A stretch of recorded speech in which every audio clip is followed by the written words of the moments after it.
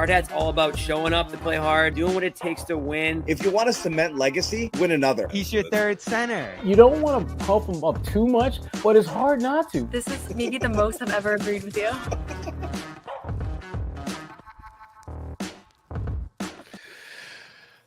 Welcome in, people, to the Garden Report. We are looking at the podium where Joe Mazzulla is going to speak shortly after the Celtics inexplicably lost a 20-point lead. Get up there, Joe. At home to the New York Knicks, 108-105 in overtime in one of the more frustrating games since, I don't know, 2022. I don't know. 86, kid. I haven't felt this way in a long time. This level of rage. I honestly, I was ready to go. I took 5 minutes because my blood pressure had to come down. Yeah. I had to level off, and I'm going to tell you what's going to spike it right now is if when Joe goes to the podium, he starts talking about us. We got good looks. I'm going to it's going to be really difficult for me right now. So we'll see what happens. Sherrod Blakely, John. You should be. Sherrod Blakely speechless right now. I'm a little worried about Sherrod. I don't like seeing him like this. He's frozen. No, he's not. No, I'm alive. He's muted. Yeah, he's muted. No, I think we might have to mute John on purpose at some point in this one, just for his own good. You guys hear me okay? He might say some hurtful things. We hear you. We can hear you. We hear you. But you really don't hear me. Because listen. I don't even know what – well, I'm just going to start with the third quarter. 19 out of your 20 effing shots are threes. Damn. How can you possibly on any This is a Gary Washburn game. This is a Gary Washburn game, Sherrod. You know what I mean by that? That's the first question. I know exactly what you mean by that. You know what, though? You'll get polite, Joe, tonight. Because he screwed up. Because he screwed up. And he didn't have answers, and he couldn't get them out of whatever it was that they were doing. So, yeah, I mean, 40 – they missed – boy, you wanted to get tonight. You wanted to get those numbers up, those 3-point numbers. They did. Yeah. 15 from 60. They missed 45 3-pointers. An historic Did they even take 60 the whole series against Orlando? I mean, they were averaging less than 30 over the last 3 games. So, anyway, Celtics lose this one. Really, really tough. Before we get to all of the stuff, and and again, you guys are going to rage and justifiably so. Just let you know that this show is brought to you, as always, by our friends over at Prize Picks.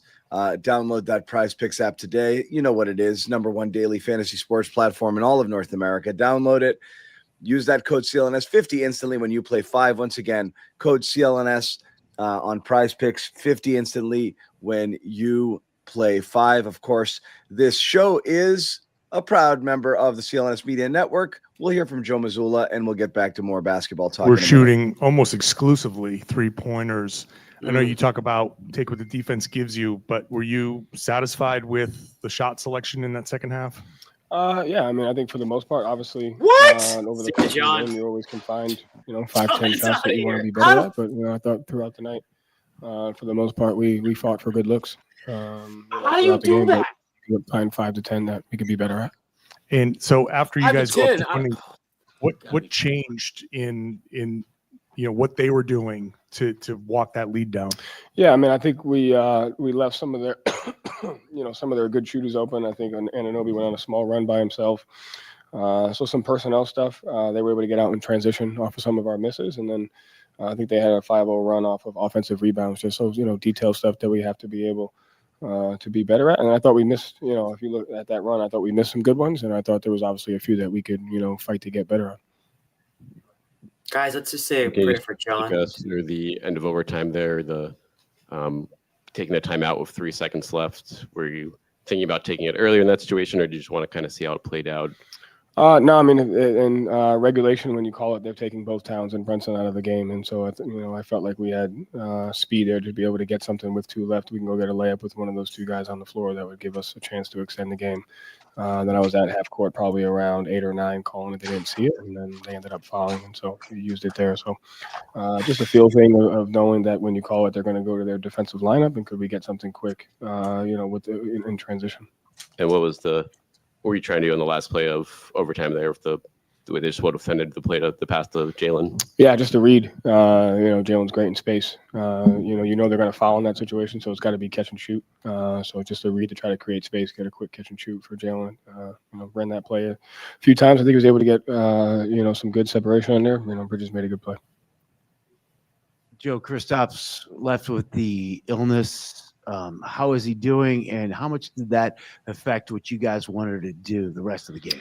I haven't seen him yet. But we'll check on him. But I mean, obviously, it impacts the game with his ability on both ends of the floor, and it obviously changes sub patterns. It changes the things that you're able to do matchup wise and play call frequency wise. So yeah, I mean, I think we felt, but it's no excuse. We had plenty of opportunities to do it, and hopefully he's ready for game 2.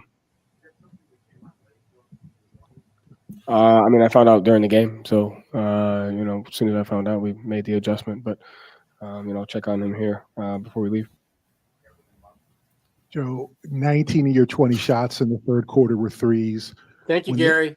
20 free throws in the first half, and you take, I think, 6 in the second half in overtime. Do you need to switch up sometimes when shots aren't going down?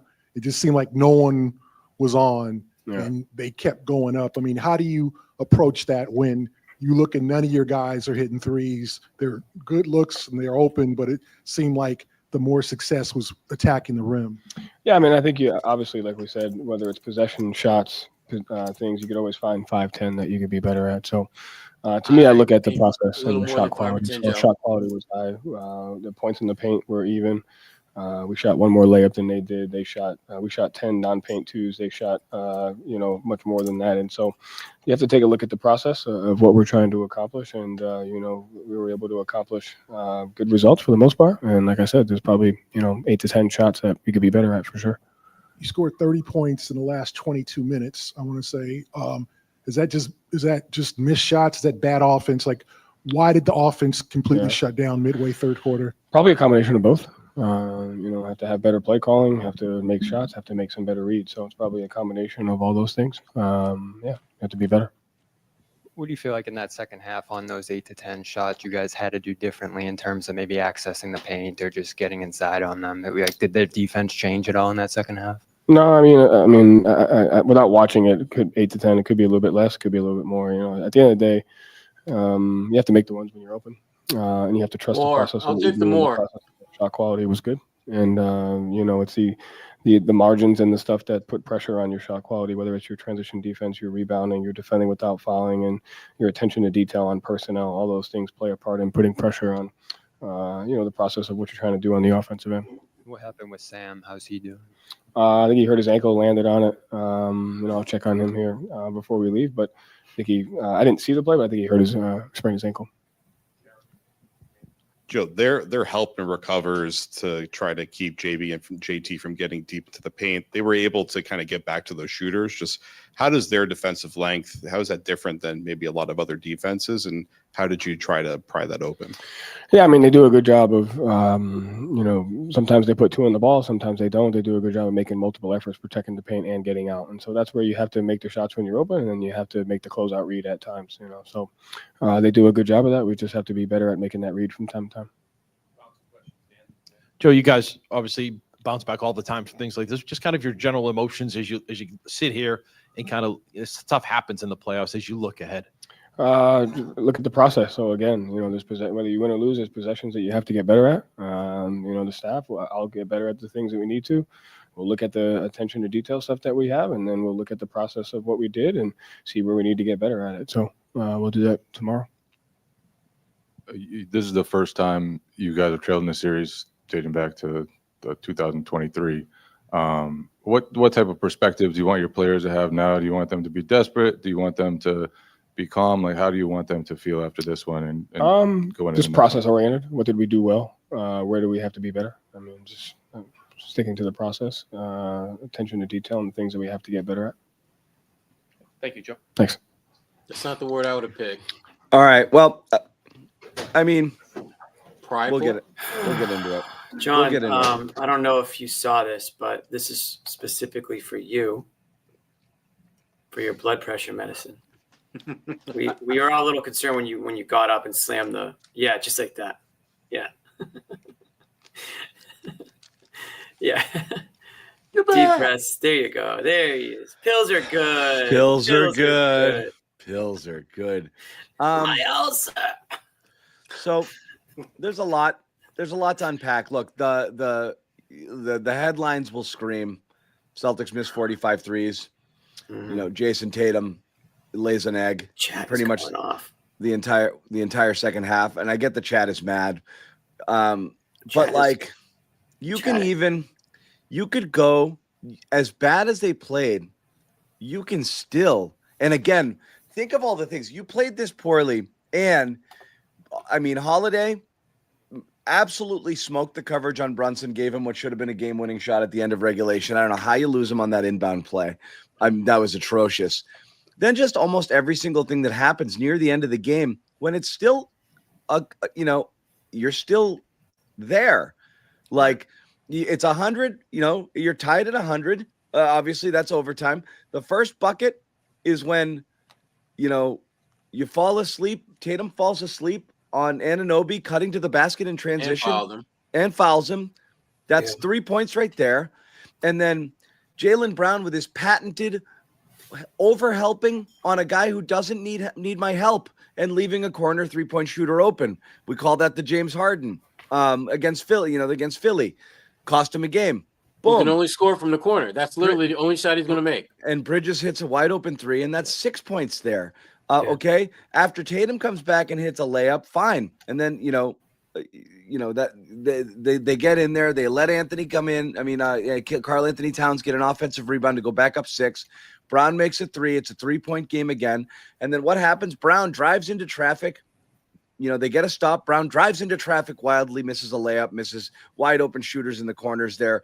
Maybe you don't care because they hadn't been taken to the basket much, but still a wild play, kind of takes himself out of the play there. And that was it. And then the end of the game, just that play and that execution and not even get a shot off. I mean, they didn't do anything right, even with the gift that they got with Brunson missing a shot that he probably hits 9 out of 10 times. So you're not executing there either, even with a chance to pull it out after all that dumpster fire of a game. But, I think you're going to just look at this game and you're going to see what Brunson did. Look, this is why Tatum can't beat the allegations. You're going to see Brunson, you're going to see Tatum, and people will say, well, if people hit their shots, he would have had 10 assists. And look, he had 14 rebounds. Look, man, Tatum settled all game long, and he settled being guarded by Jaylen friggin' Brunson, half of the fourth quarter. And he just couldn't do anything, couldn't generate. He's got to get more in his clutch bag, in order to be able to do that. You just can't. It can't just be step backs and hope that they fall. It just can't be. There's got to be more there. And that's all he did. He settled for it all game, just hoping and waiting it would go in. And he's going to get killed for it, and he deserves all of it. And there were glimpses of to me, the blueprint was there before their very eyes. I mean, move without the ball, get it on the block, or when you go half court, say, Ashley, get your ass on the elbow and go to work.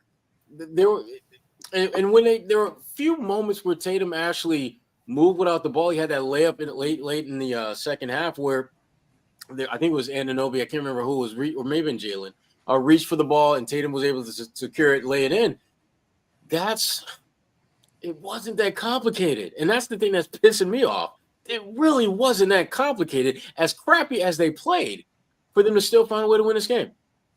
It's literally, to me, even if you went with the Orlando blueprint, remember, Orlando took away a lot of their three-point attempts. So what did they do? They played more off the bounce. They had guys on the block more, did more action from the elbow inward. And they were able to get out of that thing in 5 games.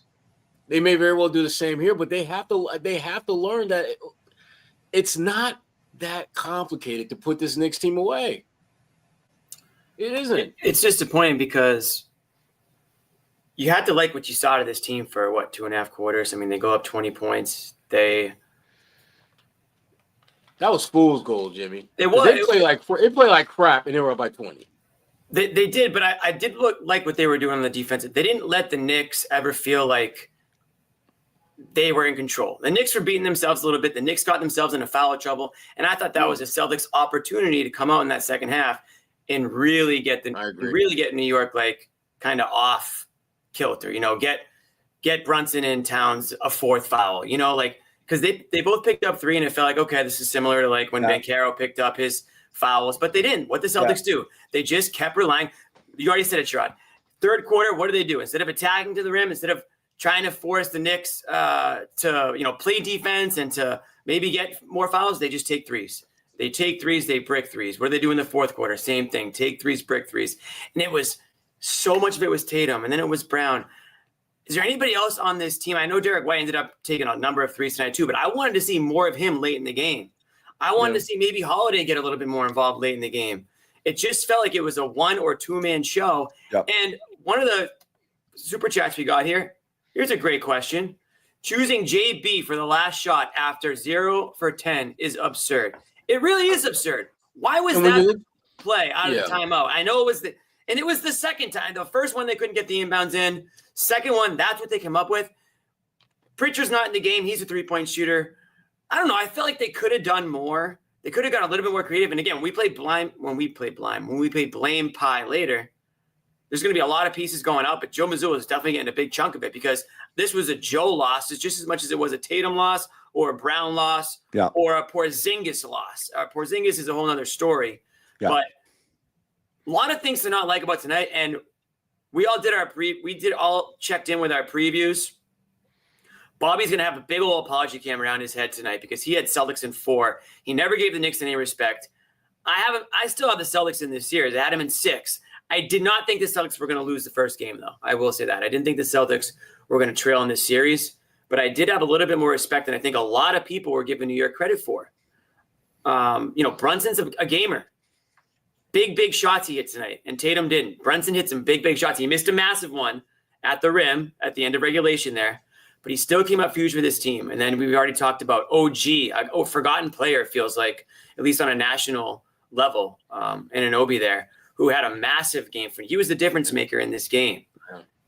Couple of huge shots for him and just solid from start to finish. So the Knicks have more pieces to them than I think Celtics fans or maybe people in general want to give the Knicks credit for.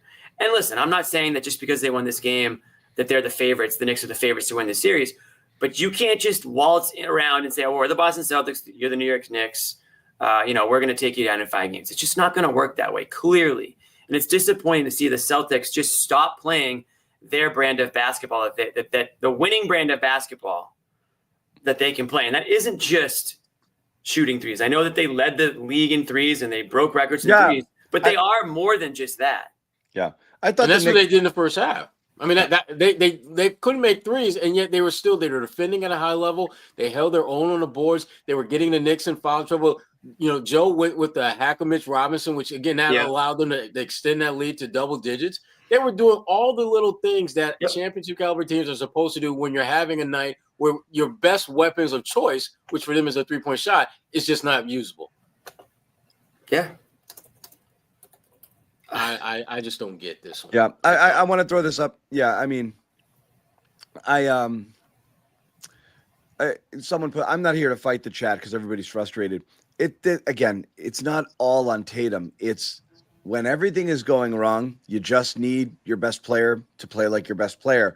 I thought Tatum stopped doing all Tatum things after the first quarter. After the first quarter. He didn't initiate the offense. He didn't do the things that you want Tatum to do. He just was couldn't quite figure out what he wanted to do and where he wanted to go. He was holding, and really wasn't able to get into the paint or didn't try to get into the paint and settled for a lot of jump shots because that was all that was left. They were slow getting into any sort of actions, and that's just how it ended up. Tatum just pull up after pull up after pull up.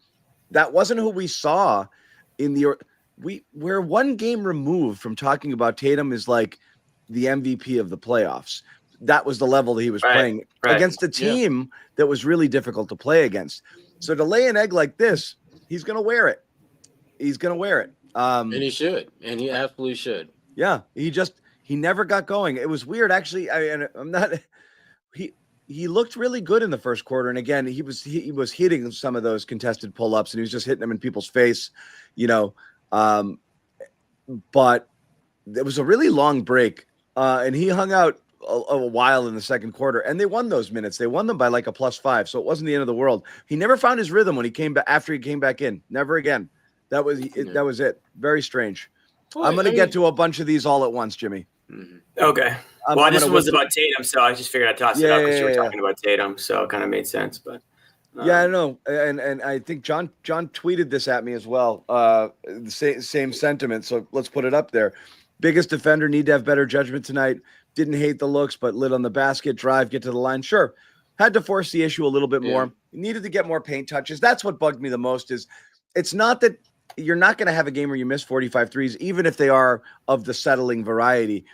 They barely crossed the 3-point line. They had strings of possessions that the ball never got across the 3-point line. Right. That's an approach. You have to try to get inside out. You got to get some paint touches. You got to work it in. Nobody caught the ball down low. There was didn't work Brown or Tatum in the post or try to vary anything. It was the same thing over and over again. I think that's what was the most frustrating thing of all. Let's whip through some of these because we do have some big contributions here from a lot of longtime viewers and anybody who wants to contribute to the super chats. We thank you. We're like, it's a slow bubble right now. Jayson Tatum dropping 50. Thanks, Couldn't have anticipated this an hour ago. Only good thing 20. He did tonight. Lazy effort. Shots didn't fall. Whatever. They played lazy and took it for granted and blew it. It is. They got cozy. I didn't like it when it got to wow. I didn't like it when they got to 11. You could see. I was like, I don't like the energy here that was going on. Celtics got cute in the third. Absolutely. Thought they could blow them out rest of the way. Yep. Duncan D's 100% right. Spot on. Tatum was bad.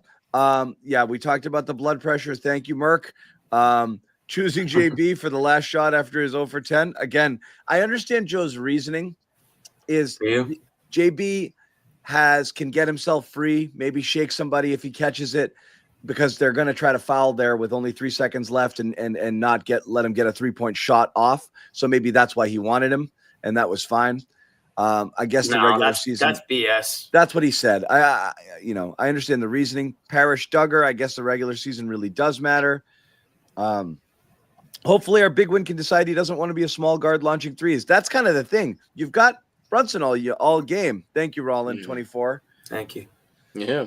That was that. And yeah, there's more. We'll get to more later. So we do thank you guys for contributing all of those for sure. But I guess what I'm coming back to is like the Celtics have played poorly kind of all playoffs. And that's the most concerning thing here is you can write off a loss and one bad game and say they're not going to miss 45 threes again. But like the Magic made you feel and look bad, which you can say, okay, they're the number 2 defense, but you're also the Celtics and you're a top 2 team in the NBA. It shouldn't be that bad. And it was that bad. And now you've got kind of everything happening all at once and not going doomer on it. It's weird, right? You talk about the energy shift, like the energy shift of going in. What stood out to you heading into this game when the Celtics tweeted out what? 2 days before, the Celtics injury report had 0 people on it, right? Okay, yeah. And then Jaylen Brown does a press conference where he says, I'm trending towards 100%, which is hilarious to me because 4 days earlier, he said he couldn't get his body right for the entire first half of Game 5 against Orlando, and somehow all of a sudden he's trending towards great. This Jaylen Brown looked like the last Jaylen Brown. He's like, fine, loosened up a little in the second, still lacking a little bit of explosion, but looks kind of the same guy. Mm-hmm. You can't have that. You can't have Porzingis as bad as he's been and then going out with an illness. Now you've lost Hauser. All of a sudden, everything got bad all at once with the Celtics. I don't know how that happened. just like that. And now you're in a dogfight. You're down 1-0. You lost to the Knicks, and you're not playing great basketball. The only one who was playing great basketball was Tatum, and he lays an egg tonight. So and that was for the first. That was in one quarter. That's it. Yeah, these are shitty feelings. These are bad. And you know feelings what? we're feeling The right Knicks, now. the Knicks are playing good basketball. I mean, you got to give the Knicks credit. They took down a good Pistons team, a better team than the team that the Celtics took down in Orlando. I think everybody would agree with that. And they come into Boston on the road, hostile environment, or at least it's supposed to be, and do what they need to do. They scored from all aspects of like any which way, whether it was at the rim, fast break, 3-point shots. Their big name guys got it done. They're guys that you don't really think about. A couple of who's that guy who had like 3 threes? I'm blanking on his name. McBride. You're thinking McBride? McBride with some big shots during that comeback for them. So they had guys stepping up from all over the place. I mean, you talk about Bridges doing all the little things and just iron. You know this. But when you look at Boston, it's the same story, right? It's just the same story. Like nothing different happened tonight from any of the players on this team.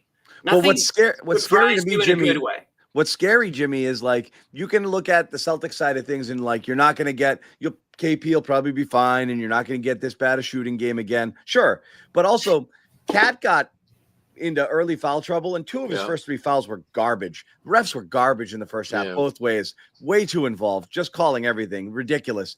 So Cat's sitting half the a ton of the second and a bunch of the third for picking up fouls. So you're not even contending with him. And he was out, and the Knicks missed. They were 17 for 31 from the free throw line. So it's not like they played a perfect basketball game. They just out toughed you. They hung in there. They played tougher. They clamped you down. They did it the old fashioned way. We get stops. We turn it around. We score. We limit you to 1 shot. That's what they did.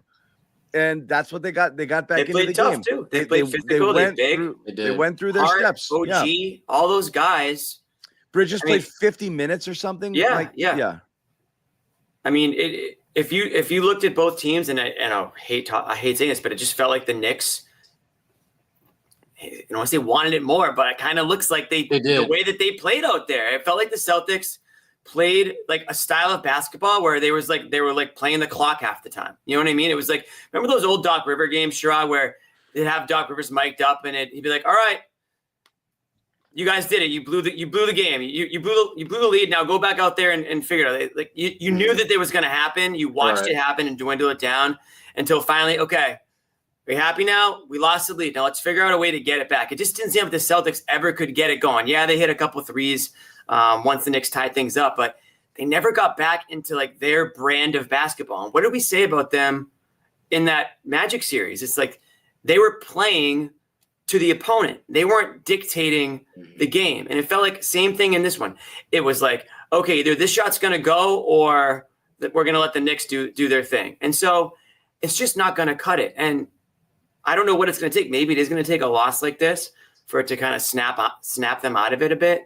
But I just didn't feel like this is the Celtics team, that we've grown accustomed to seeing. And yeah, a few of those shots fall. Some might look a little bit different out there, but there's no adjustments. Like at what point did they say, you know what? Okay, these threes aren't falling. Let's attack, or let's work the ball around a little bit more. Let's try to get a different guy an opening. Let's get Holiday a little bit more involved. Let's, if you're Mazzulla, just completely went away from Pritchard in that second half there. I don't know. I just felt like there could have been some other guys getting involved in it as opposed to the Tatum. Everybody knows he's going to force the shot, and he just did. And what was that second to last possession too, where Brown almost got the 3-point foul called? He didn't, but that was just such a waste. That they get the ball with like 13 seconds left. Tatum just dribbles the ball up, flounders around with it. John, you're muted. Got him. Flounders around with it and then just like hands it off to Brown, kind of out of like sloppily. No urgency. They walked it up, but you got lucky there. You got lucky because of the foul. But what was the play? That was the last play of the game, theoretically.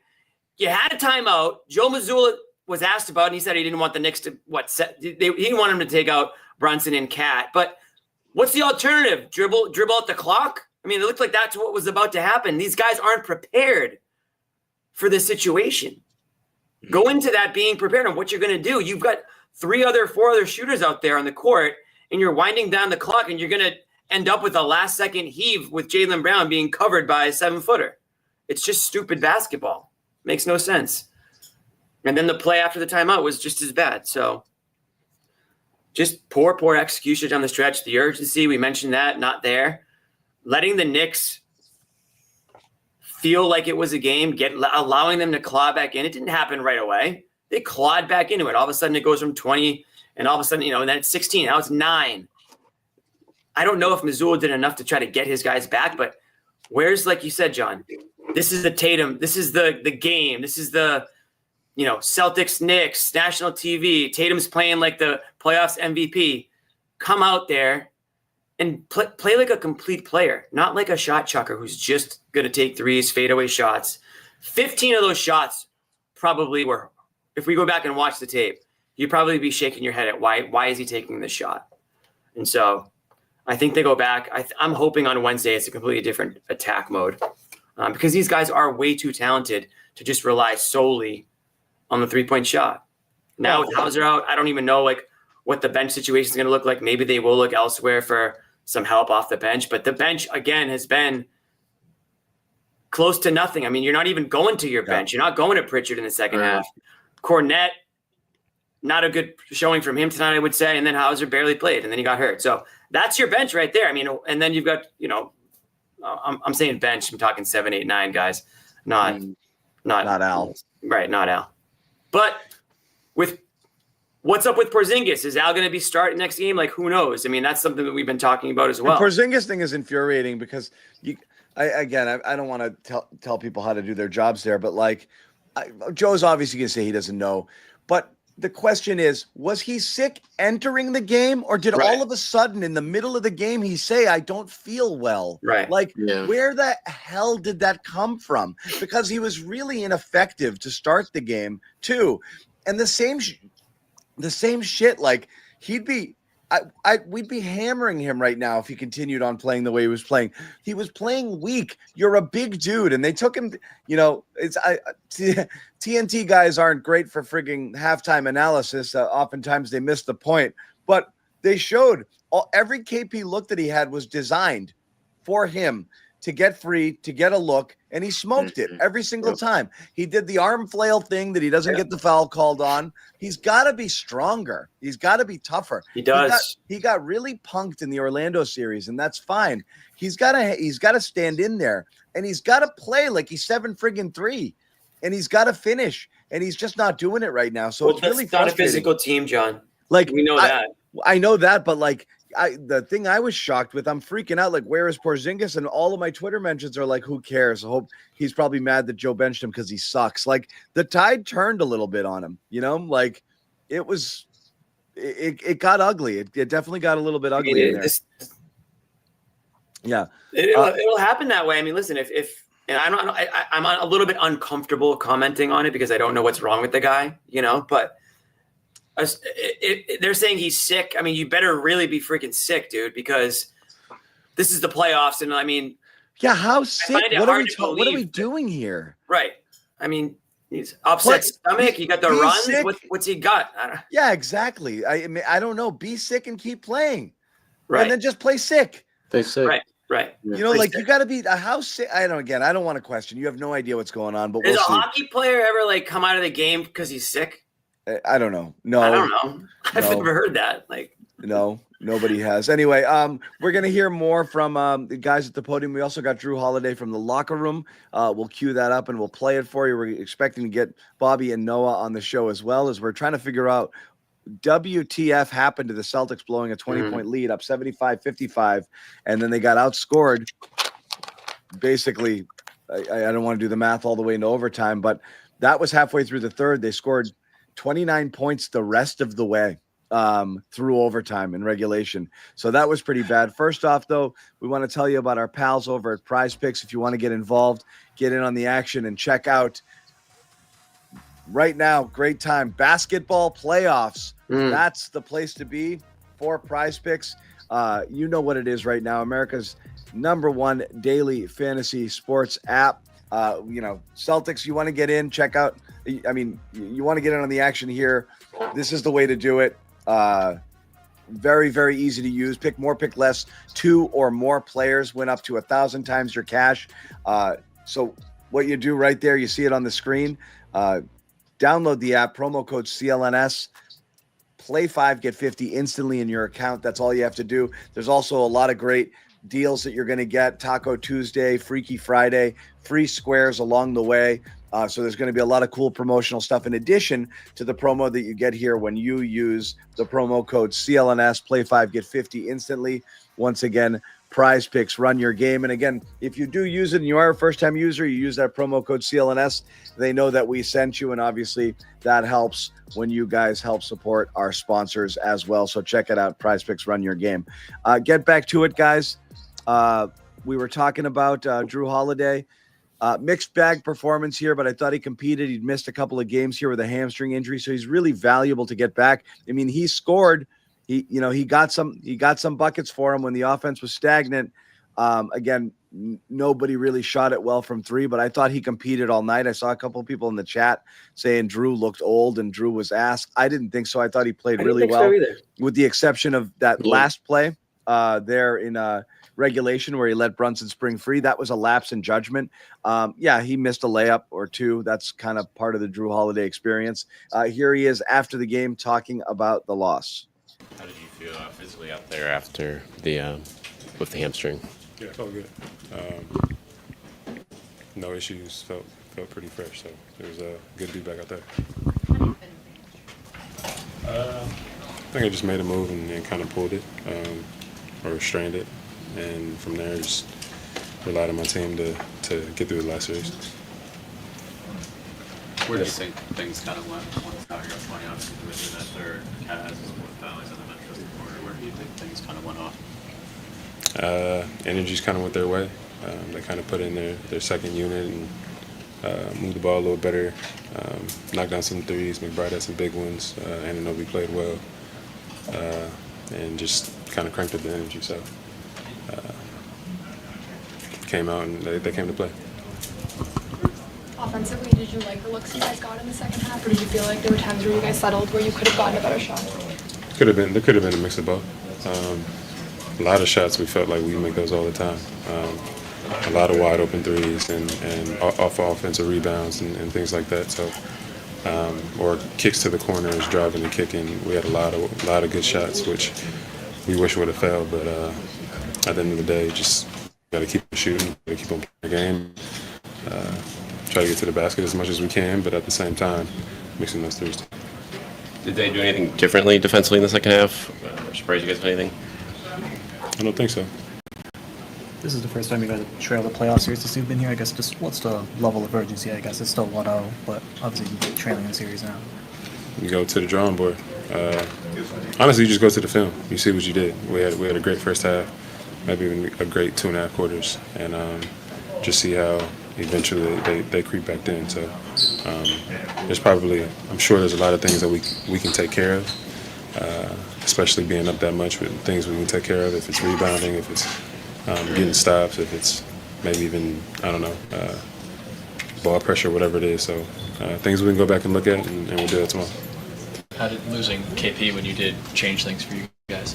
KP's big for us, obviously so versatile, a person who can either play in the paint or stretch the floor, protects the rim, protects the paint, blocks shots, and we definitely miss him, but we've always had this next man up mentality, and what's up, KP? We'll have the same. 3-point shooting, does it feel like, I know there's no excuses, but out of rhythm with the rest, possibly, or after facing Orlando and not taking as many threes? I don't know. I didn't even play most of these games in the other series, and then me just even coming back to this game. So that could be it. It could have not been it. It's just sometimes maybe that's how the game goes, and something that we can learn and build from. Final question for Jrue.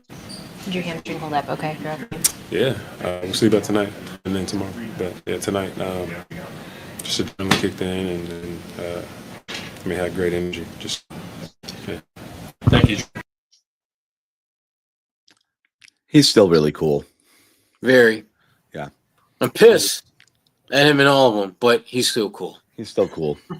He is. Wish I was that cool after a loss. I know. He's just usually cool. like crying or something. Yeah. Can't even be mad at him too much. No, honestly, though, here's a like, quick. Oh, sorry. Go ahead, Jimmy. I'll bring this question up later. I was going to say, on a serious note, just because we were talking about Jrue, it was good to have him back out there. I think he had a Jrue-like game. I didn't see any red flags out there with him.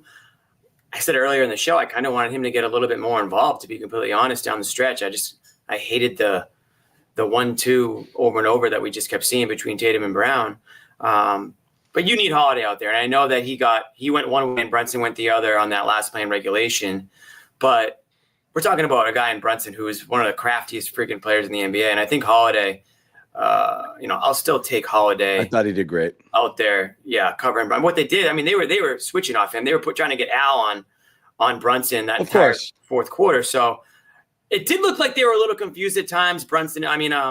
Holiday and Horford trying to switch back, and I did think that led to some open shots. So maybe that's something that they'll have to work on communicating wise. And maybe Al was a little bit late on rotating on a couple and vice versa. But all things considered, I wasn't even sure going into this series because we couldn't get any information. I wasn't even sure if Holiday was going to be like good for it. So I'm happy to see him out there. 16 points, 6 rebounds from Holiday. I mean, I don't know if you can ask for that much more than that on the offensive end. So fine with it. Yeah. I'm seeing a lot of new names in the chat, some Knicks fans, and that's totally cool. We welcome everybody in here. For those of you new to the Garden Report, just to let you know what you're watching, Sherrod Blakely, longtime NBA journalist, a veteran journalist, covered the Pistons and the Celtics, most recently for NBC Sports Boston, also for Bleacher. Was it Bleacher? Bleacher Report. And has his own Substack going now and likes to dabble a little bit and do some CLNS media related things here. Jimmy Toscano, also a former NBC guy, covered the Celtics. All three of us were at NBC covering the Celtics at the same time. And that's good old days. Good old days. And we got the kids. We got Bobby and Noah, our reporters in the field. They're down there taking it all in, doing the interviews, doing the post-game stuff. They will join us as well later on in the show. So again, if you're new to the show, we welcome you in here. We do this after every single game for the last 5 years or so. And so, welcome. Hopefully it goes this series and beyond, there might be some Knicks fans joining us for the first time. So who knows? I see them in the chat.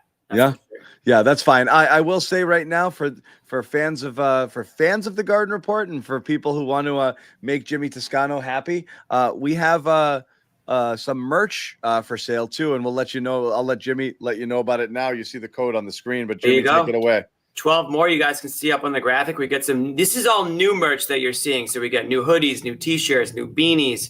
We got the string bags, eye masks. I got to check to see if the eye masks those are coming straight from China, I think. With the tariffs, I think maybe there's a little bit of delay. Who knows? But the eye masks are going to be hot in the streets. This is an eye mask game. I wish that we all had the eye mask for this game. This is why we buy eye masks, because we just can't even watch by the end of it. And also not in the graphic, but our prized possession at the merch store is the hard hats. The signature hard hats. The signature hard hats, which again, this is not a hard hat game, but I think it's pretty apparent that if you're the Boston Celtics, you got to have that hard hat mentality to beat this Knicks team. A little bit of that mentality tonight, Sherrod, and the Celtics come out with a win. You can't take 63s and think you're going to put the hard hat on. That's not how it works. You got to get down. You got to get dirty. You got to get the lunch pails out, the steel toe boots, and you got to go to work. Yeah. And I think in Game 3, you're going to see that hard hat come out because they know better now. Yeah. Hopefully it'll be in Game 2 too. We gotta rifle through a few more super chats. This was interesting from Kid. The refs did bail the Celtics out. I thought the Knicks had a tougher whistle, even though the Knicks got to the free throw line a little bit more. Of course they would. They actually attacked a little bit. The Celtics aren't going to get the free throw line jacking 63s. They still got their plenty, but I thought those Towns fouls were friggin' terrible. you get Towns. I mean, and again, the Celtics didn't take advantage. You had Towns and Brunson with 4 fouls each in the third quarter. You did nothing about it.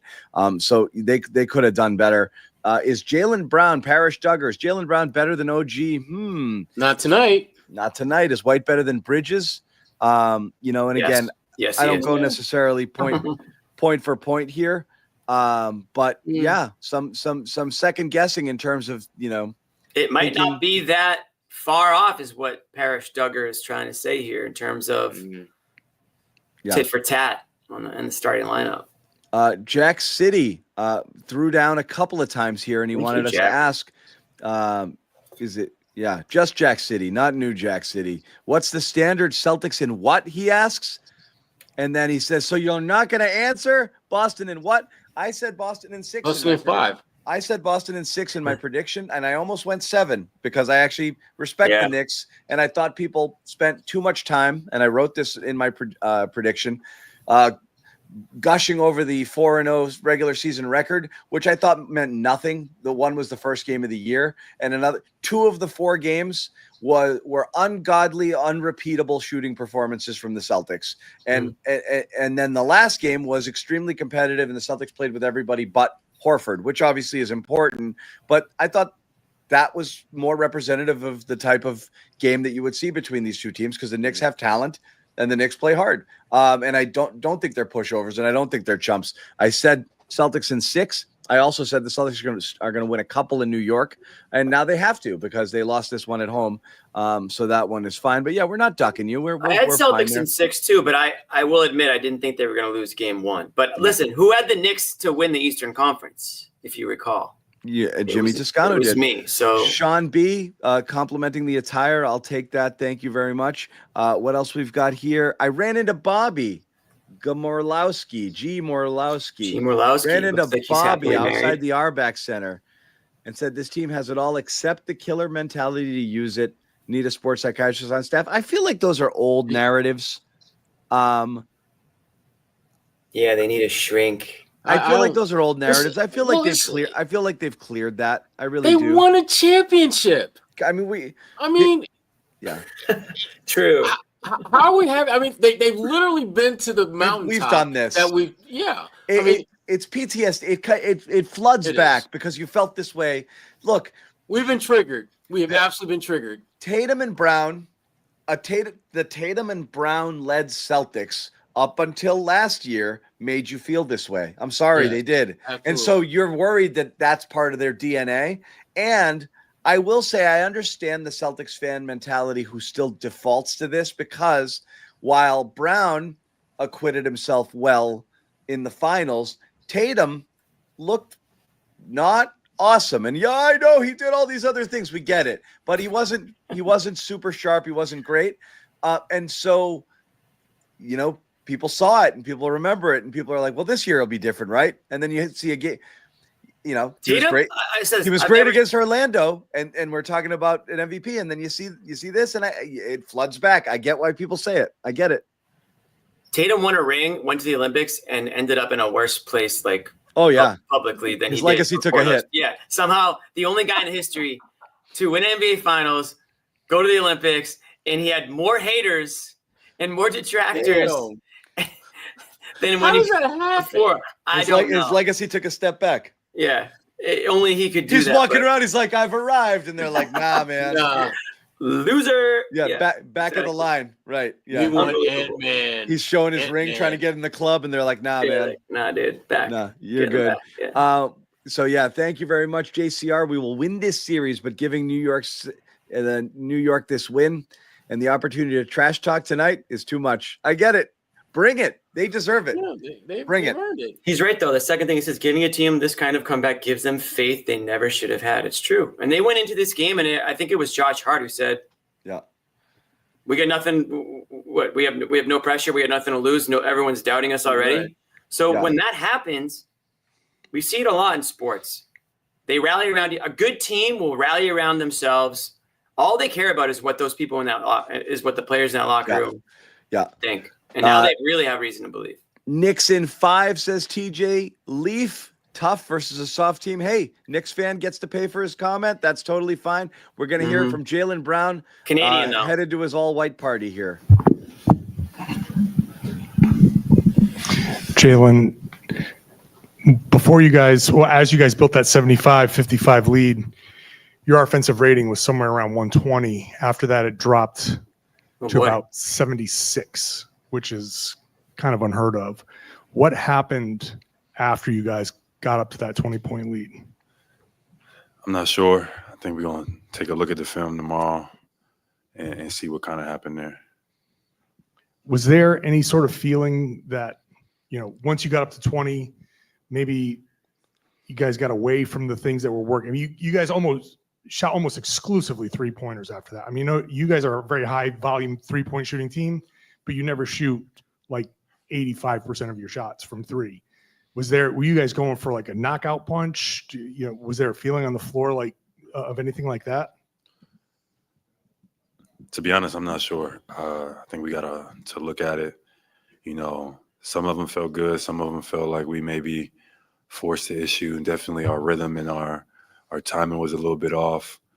We got a lot of great looks, but, it may be some truth to that. We got to look at the film and see kind of what happened in that second half.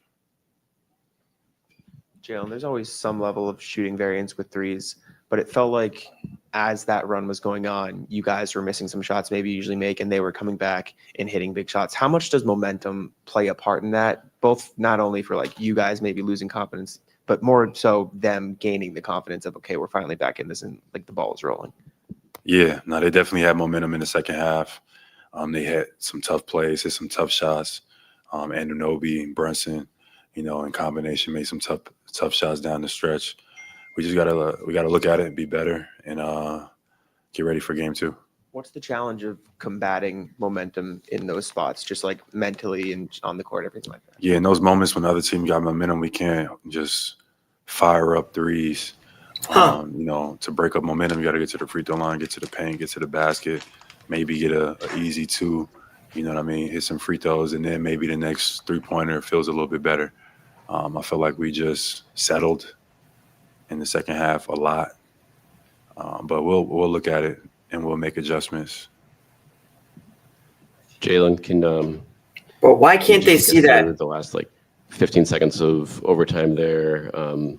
Joe eventually calls a timeout with 3 seconds left. Were you expecting a timeout earlier there? Were you kind of just expecting a foul from the next? Would take us through your kind of thought process as that went down? Yeah, I mean, we called timeout. Maybe it could have been a little sooner, but we had 3 seconds on the clock, plenty enough to get a good look at the rim. Wasn't able to get that. So, yeah, that was it. In the second quarter, you had a lot of success attacking inside the arc, and then in the second half and overtime, only took 3 shots from there. What was at the root of that change? I'm not sure. I definitely thought I had some good looks from 3 that I'm looking forward to in game 2. But we'll take a look at it and we'll see. I don't know yet. I don't know. And then Jrue Holiday had 16 points in his return tonight and really made life difficult for Brunson at the defensive end. What did you see from him in his return? Jrue looked good. Jrue made plays, offensive rebound after offensive rebound that gave us a chance to get in the game. He made some big plays down the stretch that, we needed. Hit a big 3 to put us up. Also, score some baskets in the game. So Jrue had a great return. So we're just looking forward to game 2. Obviously, it stings. We feel like we let our home crowd down, but we're looking ready. We're looking forward to game 2. You guys didn't trail in any playoff series last season. How do you personally react to being down in a series? How does your team need to respond to being in this situation that's uncomfortable for this group, even though obviously you guys have done it plenty of times way in the past? Yeah, you take a look at it and you learn what you can learn from it. Obviously, we had a historic night of missed 3-pointers, et cetera. We'll take a look and kind of see what the energy was. But in reality, you almost got to have a short-term memory, throw it away, get ready for game 2. We don't have time to let stuff carry over. So we make adjustments and we come ready to play on our home floor. Jaylen, what did they do defensively against you guys? What did you see from their defense that maybe caused you to shoot some of those? And how did that compare to the last series and maybe the way Orlando guarded you? Orlando kind of, took the three-point line away. It felt like tonight they were kind of daring us to shoot. Like they wanted us to shoot those shots. And we didn't make them tonight. But I felt like we had a ton of good looks. Some maybe we forced up and we settled for sure. And we'll look at those and be better at those. But, that's an abnormal game for us in terms of shooting the basketball. And all our guys we trust. We got great shooters on this team. So we'll look at the film as a team, and then we'll approach it that way and move forward. Jaylen, on the left-handed drive to the basket that you missed, did you feel like there was contact? Did you feel like there was a foul late in overtime? It's the playoffs, so you know what I mean. Any play, every play, you could probably say that. I just got to finish that. That was it. My momentum took me a little further than I would have liked, and it, made it a little harder. But still a play I could finish. So that's on me. You guys take a lot of threes. You guys led the league. It's what you do. How tough is it mid-game to kind of switch to like, okay, this isn't working. Let's attack the basket. In the first half, you guys shot 20 free throws.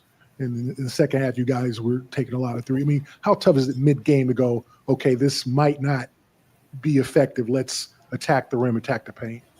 I don't think it's hard at all. That's just being able to recognize it, just being poised enough to recognize when to take it and when not to take it. I don't think we did a good job of that tonight, of like seeing the game, understanding the game. It's just like we were just firing it up for whatever reason, and we gotta find them better in rhythm, get to the paint, get a paint touch, get to the free throw line, and those threes feel a little bit better. But we'll look at it. Obviously, we was excited, came out to start the second round of the playoffs, but we got to play with more poise than we did tonight.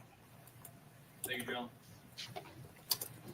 A lot of good answers from Jaylen Brown there, I thought, and not afraid to kind of say what a lot of people in the chat and a lot of people in the media will be saying, going forward here, that they forced some. They forced a lot of them. Tell him, Jimmy. Yeah. He was muted. You only say it to me. It's all right. Oh, Sherrod's muted. I didn't hear he was talking. He was. He comes for everybody. But I love that, and I think Brown's probably the best at that for everybody to call it for what it is, and he did.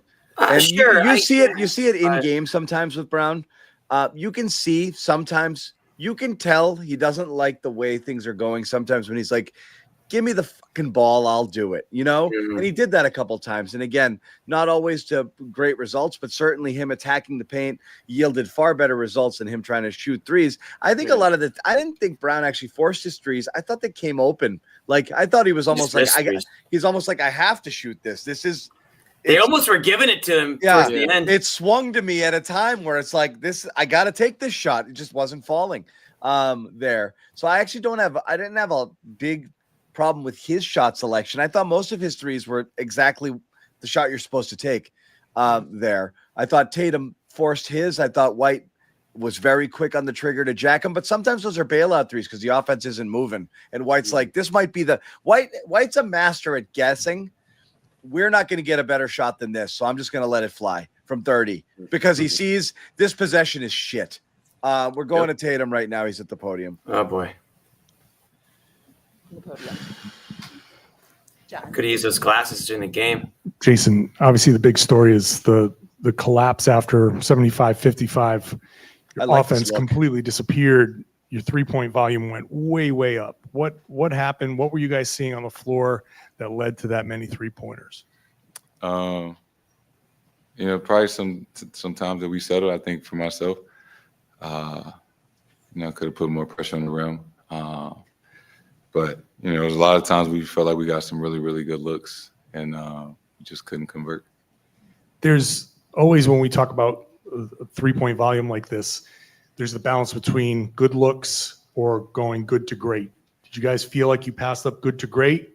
Did you Were you guys maybe going for a knockout punch, going for a kill instead of continuing what you guys were successful with?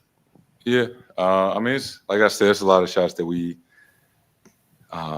we want certain guys taking and, feel like we got some good looks. Obviously, in hindsight, if we could go back, we probably would drive the ball a little bit more because we missed a lot of shots tonight. But, there's a balance sometimes, to make a mislead. And then there's sometimes where, you can get a better shot. Jayson, usually when you cross match hunt, you can kind of get deep enough into the paint to like really draw over rotation. What were they able to do to kind of not get all the way shifted? And how good are their weak side guys at really closing out off of that? I mean, yeah, you got to give them credit. It's a really talented team on both ends of the floor, well connected, and they make it tough. So you just got to be really intentional about what you're trying to do and, who you're trying to attack or what action we want in those moments. Jayson, when you guys are going through that stretch where the threes aren't falling and then they're coming back and making all those shots, how much do you think that momentum improved their confidence, and how difficult is it for you guys or any team really to combat when a team, gets going like that in the momentum? I mean, it's a really good team. It's a game of runs. They made some plays, they had some shots. And we responded, we gave ourselves a chance. But we just gotta be better in the margins. Jayson, your looks in particular, did you like your 3-point looks? They left you open, they let you get some. And how are defenses defending you at the three? Are they giving you certain shots you just don't think you can pass up? Like, how has kind of the defensive method against you this year, especially in the last few weeks, been in terms of shooting a three? I mean, yeah, I like a lot of the looks I took tonight. Some I settled. Just I gotta be better in some of those moments. Just be a little more intentional. And in terms of how do you not let your frustrating with lack of calls prevent you from attacking if you don't think you're going to get a call? Is that connected at all? No, that don't connect. I mean, it's the playoffs. Like, we probably should just play without the refs. Like, it's how physical it is. That don't really cross my mind at all. Jrue had 16 points and really made life difficult for Brunson at the defensive end. Just what did you see from him overall and the impact he had in his return? I mean, Jrue's being Jrue Holiday.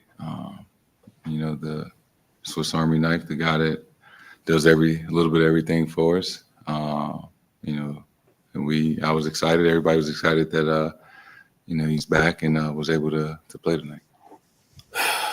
You thought you settled at times. Were the two switches late in regulation some of those times? And then when you get Brunson and I think it was Robinson on the other one, what are you looking to get there? Or what are you trying to accomplish there in those matchups? I mean, just make the right read, whatever that may be. A shot for me, a good shot for me might be different than for somebody else. And like I said, man, it's you can always go back and look and see what you should have done differently, and that's the case for a lot of times, and a lot of shots that felt good that just didn't go in, and that's part of it. Last question. Jayson, the Celtics lead the Knicks 20 points at the third quarter, and this situation happened at the last game when you're playing Magic. Like, what are some differences when you're playing those two teams? I mean, yeah, it's a new series, different team, different matchups. And we just focus on the Knicks right now. So, just get better and watch some filming and get ready for the next game. Wow. Tatum gets up quick. Yep. Quick, and he's out. That's it. He's done. I guess you talk about look, everybody to a man said we might have settled some, which is fine. And they're right. Some of those are some of those are like, you get the hot Celtics and those things go down, and you bury them under an avalanche of threes, and you go home, and it's a 20-point game. It doesn't happen. It gets frustrating, and it's easy to say they settled. It's always easier to say it after the fact, and maybe it is tough to figure out while you're in it. What I found that was most depressing with Tatum was the reason he was settling is that he couldn't get by his guy. It wasn't one of those games where he gets past the first defender and gets met by opposition at the rim and makes a bad rim read or a bad decision or doesn't, find the right person to kick it to. He was struggling to get past the initial defender. He couldn't get around anybody, including Brunson, who, despite being, smaller and a guy that you're going to hunt in some mismatches, the best shot Tatum's going to get on Brunson is to shoot up and over the top of him a lot of the time because he doesn't love going up against those kind of stockier guys who can knock him off, a little bit there. And, if Brunson can do one thing, it's at least hold up physically there because he's a bigger, stronger dude. Why can't he drive on Brunson, John? But he just couldn't get around him. But why? That's what frustrated me is you would think that you'd be able to feast there. I've never quite understood. I've never understood fully the getting a big switched onto you and pulling up. That to me that's go time. Like you should have that. You get that guy on roller skates. He doesn't. A lot of people do that though. They just get their space and they shoot it up and over because those guys have to play off them. So those step backs are pretty good looks because they can't play you tight. So that's what you settle for all the time. But it was pretty frustrating that he wasn't taking advantage of any of the matchups you would think. And what's the key to, playing a team like the Knicks and why everybody was so confident that the Celtics would do well is you've got two guys in their starting lineup that you're going to hunt on switches and on mismatches, I guess. And it just wasn't effective. They weren't able to do that right now. The other problem is with Brown. Brown's not really able to do it at will either. Or maybe he can, but he needs a quarter or two to get his legs underneath him the way he's been playing there. So they just didn't take advantage of any of those matchups at all. They didn't capitalize on them. And that's where you saw, there's a couple of games where they put Anthony in an action every single time, 30 possessions in a row and just had him just spinning, during one of those games in the regular season. It's just that's why the Knicks will never beat the Celtics. You didn't see any of that tonight. Didn't see it. Granted, Anthony got, foul trouble. They did. He got himself in foul trouble. He sat his ass on the bench. That almost helped New York. In a strange way, you wonder if Cat's out there. Obviously, he's doing a lot offensively, but with the Celtics offense have been able to operate more efficiently. If they were constantly, hunting Cat in space and getting him out on switches, I don't know. I don't know. The flow might have been a little bit different. When you said Anthony, I was like, "Who the hell is Anthony?" Karl-Anthony Towns. Sorry, I'm tired and I'm Towns. I was like, Cat. Anthony, Kitty Cat. Can we? I see that we have Josh Hart post game. I'd like to hear from him because he's kind of a dog. I kind of like him. I just want to know what he said. Fine. Just do it. 20 to come back. TD Garden against a team like defending champs. Just kind of what was the move in the team and getting that going? Yeah, my boy. Nah, you got it. What's up? Yeah, it was a good team win. I feel like everyone contributed in a positive way. And we knew the series. We know that the series isn't going to be easy. That's a heck of a team, with a great coaching staff, and they're defending champs for a reason. So, we just tried to push the pace, get stops, play fast, and, we did that. You guys forced them into a lot of threes in the second half. It looked like they were settling. Is that intentional? What did you guys want to do after? I don't think you want to force them into threes. That's not. We don't want them to shoot more threes. They got great shooters, man. But we were just trying to. You good? Snuck in there. All right. This is awesome, Jimmy. How much longer are we going to do this? We just try to make it tough for him. I've heard enough. Play physical. Let's put this up here because nobody does it better. We love these New York papers. How do you like them apples? Nice. Say the Knicks. Okay. Do you like them apples? They got the Celtics number. I don't know. Knicks storm back to grab game 1 in OT as Celtics choke away 20-point third quarter advantage.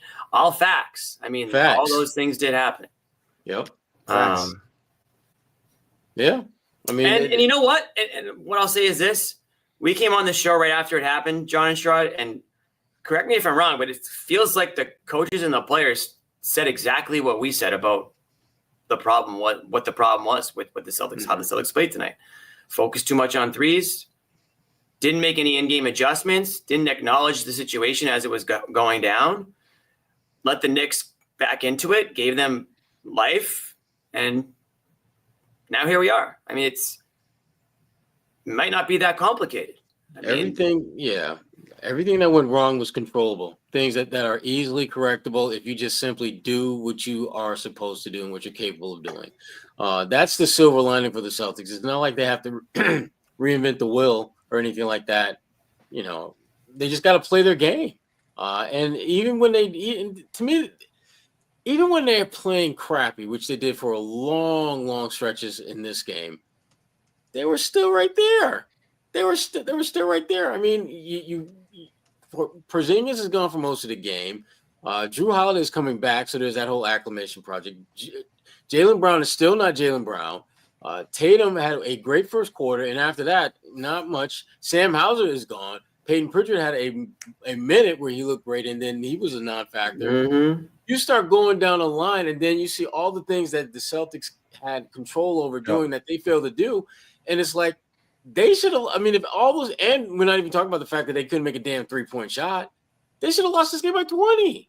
Yeah, based on all the things that went wrong. So I'm not worried about the series as much as it's kind of, you know, it's like that I'm not mad at you, Celtics. I'm disappointed in you.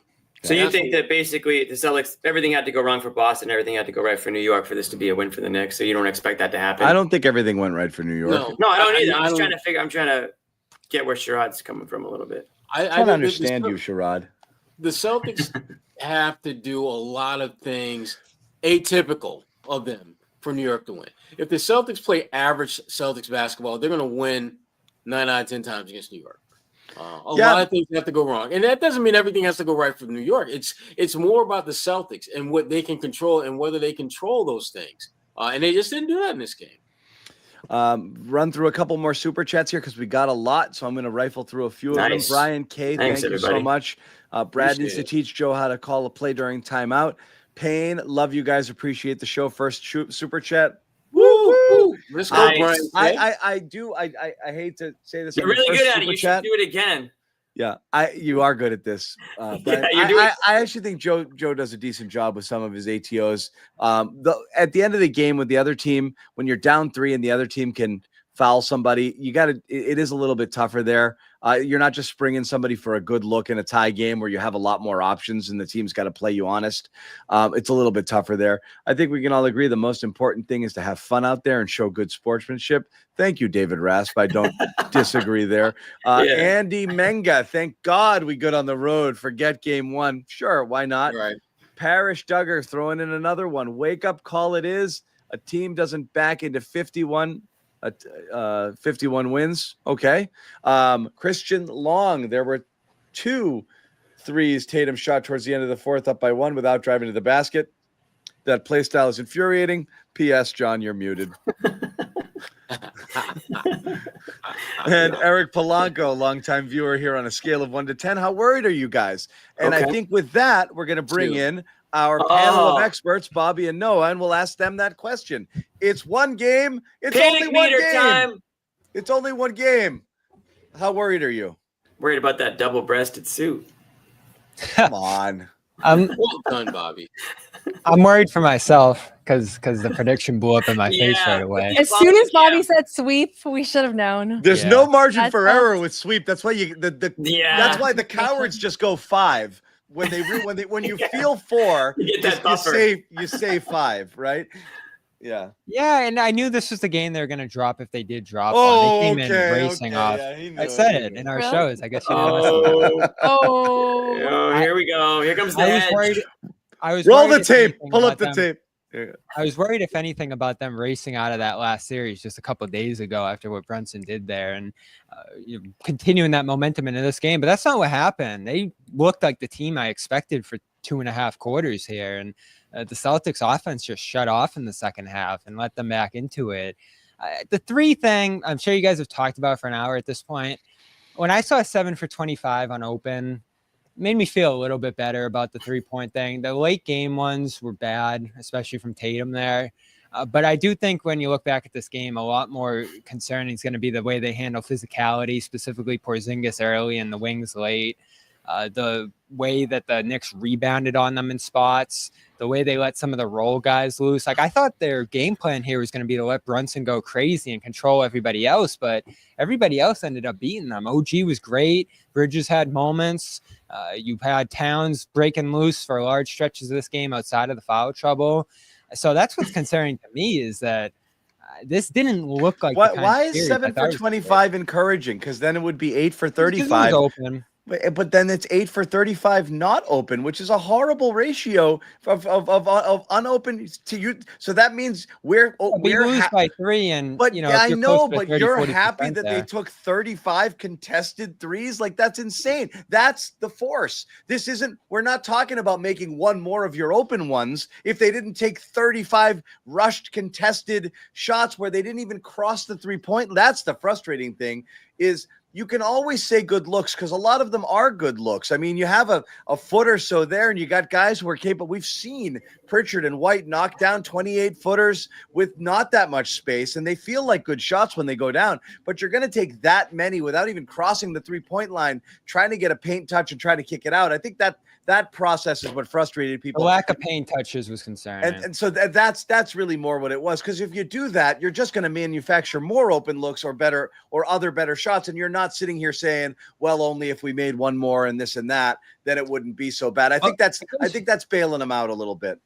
Yeah, I'm like 50-50 on it. I feel like it definitely was a lot of threes. And when I looked up and saw it was 23-3 at one point, I was like, whoa, like it was crazy how quickly that happened. But you know, it breaks me back to something that I'm concerned about big picture with them, which is the teams that can force them to settle and take away the pain effectively. And I didn't think the Knicks were that kind of team. So the fact that they did that by playing the gaps and, you know, tightening up some of the driving lanes and playing off certain guys, like that was more defensive resistance than I expected from the Knicks. Yeah, I mean, honestly, I think the Knicks had a worse reputation than who they actually have been all year, because they dropped games to the 3 best teams in the league. But I mean, this was the 5th best team all season. Their defensive numbers were fine. And I think on paper, yeah, but what did they ended up ranking? 13th. Yeah, I mean, at the end of the day, they have role players that are a lot more accomplished and have done a lot more and have a higher ceiling than the role players that you typically let beat you. And you go back to that Dallas series. That series is completely different if the Dallas Mavericks role players show up, basically. And in this series, you have Mikal Bridges and OG Anunoby as just 2 of the guys that have the opportunity to win some games for this team. And tonight it was OG. Like, that was the difference in this game. If he has they contain him, they don't ever make that comeback. They don't ever stay in it, and they don't win this game. And he had that big one at the end of the game as well. So that's the thing. What a great cut. And then the thing is, you know, I don't want to sound like, obviously now that they've lost, I'm saying this, but I was doing Knicks shows all day today, and I said this all day. Like, this is basketball, right? We have seen crazier things happen. This Knicks team is talented. They have 2 All-NBA players, one of the most clutch players in the NBA, if not the most clutch player. And it's supposed to be hard. Like, the second round is supposed to be hard. It's not supposed to be a cakewalk. It's not supposed to be easy. And this game reminded me a lot of some of the really difficult games against Indiana last year. The only difference was that at the end of the day, they didn't win and they didn't make enough plays. And I felt like there was a bunch of plays they could have made. I really didn't like the late game threes, especially like at the end of regulation, because you're so cold at that point that even if it's a decent look, like, just get anything else. But the problem is that everybody was cold. Yep. And I mean, I'm going to sound crazy here. I would have liked to see a little bit of Pritchard at the end of the game. If 4th quarter overtime, they told he was not in the rotation. He was like the one guy that didn't get a chance to be in a slump yet. Because how many shots did he take in this game? He was 2 for 5 from 3. I don't know what he took on the night. So, but he had opportunities. Like they didn't take away the 3-point shot for anybody. Yeah. It just so happened to be that Hauser didn't play the first half, so he comes in, and I'm not surprised that he has no experience doing that. He never gets iced out the entire half, so I'm not surprised that he airballed his first one. But my point is that it's supposed to be hard. It sucks to lose. Everybody's going to be frustrated, but they lost in overtime, right? So they were right there. And they had an abysmal shooting game. So if this happens in games 2 or 3, we talk about it like this is the variant shooting game, because it's game 1 and now they're facing a deficit and we're not used to that. It does kind of feel like the world has shattered, but I don't feel that way. If you're asking if I'm panicked with your original question, John, it's a bad loss. You want to win these games. The championship teams win the 50-50 games, and you want to win this one. But there's nothing that I saw today that makes me think like they can't win the series now, or they're not going to win the series now. So did you think this was anomalous from the Celtics? Like you're not going to see an effort offensively like this again? Yeah, I don't think you're going to see them shoot like this again. I mean, maybe like next year. I think it's one of those games. Like this is not the first time, but I didn't get the feeling that they were forced into terrible looks. I actually thought, like I asked Jrue this in the locker room postgame, like he said, like we had a lot of shots off offensive rebounds. Like there were some really out of character misses. Some of them were bad shots, but there were so many shots where it was like the perfect rhythm shot where the ball lands in the shooter's hand off of an offensive rebound, off of a kick out. And it was just like none of those momentum shots were hitting. And that's unusual for a team that has shot so well. Yeah. And I guess the only thing I'll throw in there is that the Knicks missed 1 million free throws in this I don't game, think the so Knicks played that great. Direction. Yeah, that's the thing No, is like I don't think either. the Knicks played great at all. I think they had a bad whistle. I think the fouls on Towns that put him into foul trouble early and put him on the bench for the entire first half when the Celtics built that big lead. 2 of those 3 fouls were absolute Mickey Mouse fouls that they. I would agree. Yeah. So I mean, again, you and I tweeted moments apart, roughly the same thing, but almost the entire all of Celtics media following this had the same sentiment. The refs were ridiculously involved, calling almost everything after prison ball in round 1 across the league. I don't know if the memo was, hey guys, let's I don't get it. Yeah, it's so confusing. The whole thing was bizarre on how that went down. And so that was, you had both their stars in foul trouble in this game. And you neutralized Cat, who was kind of cooking offensively to start there and was a bit of a menace and tough to control. And when you take Porzingis out of the game too, then you're all of a sudden not like Porzingis is a dominant rebounder, but you're going to open up more opportunities for the Knicks to get second chance points. It looked like they were ready to get away from him anyway. He was pretty bad. I mean, he was really bad. What I don't understand, the biggest concern coming out of this game is this doesn't look like his series either. I don't think it's about the series. I think his confidence is shot right now.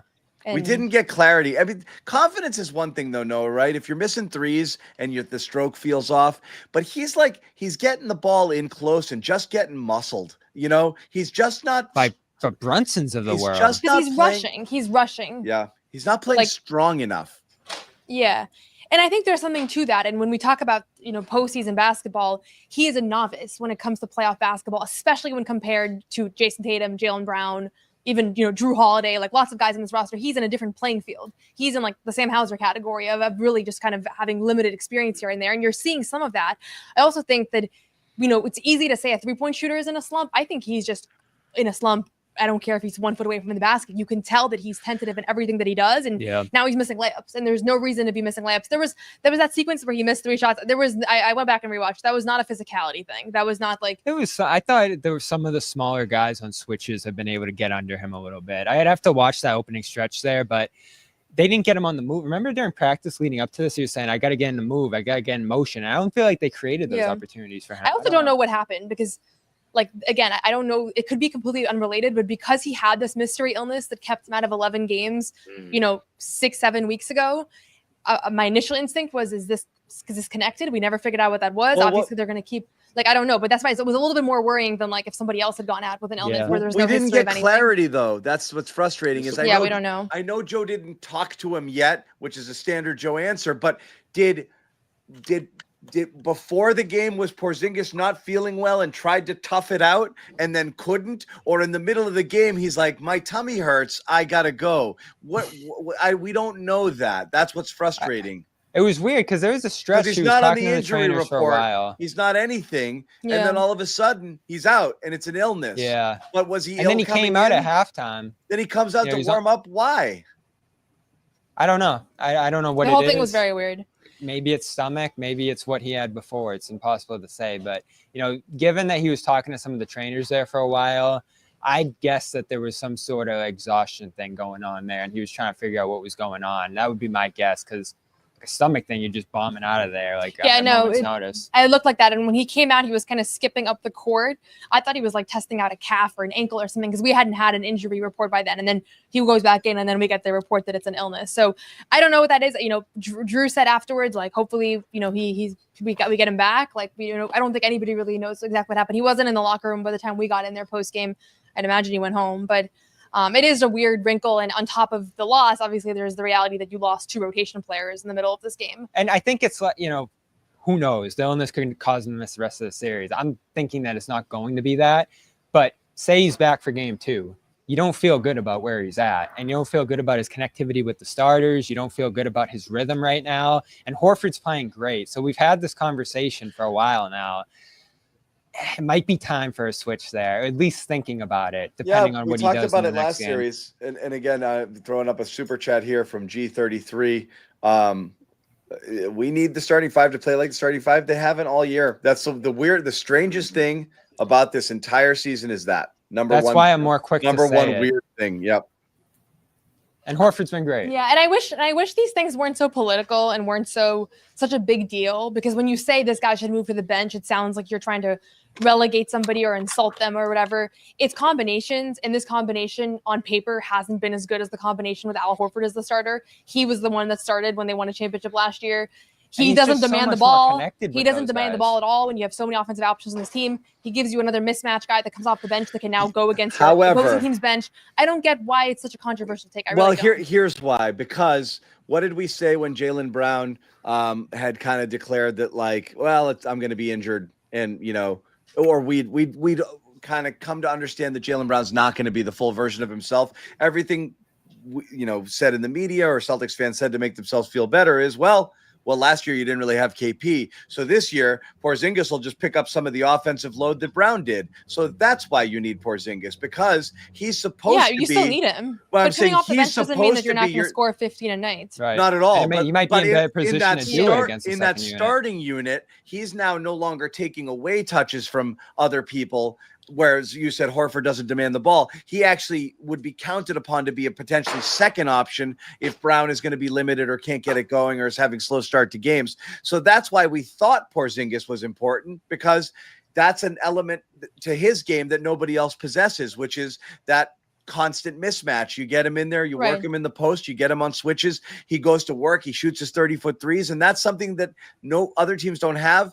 That should be working in your favor. The fact that none of it is working right now is bizarre, but I'm not going to discount and just, if he were playing well, you wouldn't be having this conversation just because of what Al brings. But at this point, I don't know what's wrong with him at all. It's really frustrating.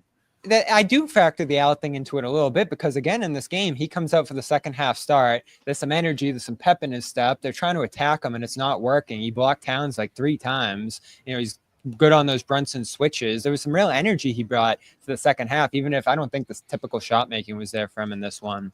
So I just feel good about the connectivity with him there. I like the transition pass he threw to Tatum.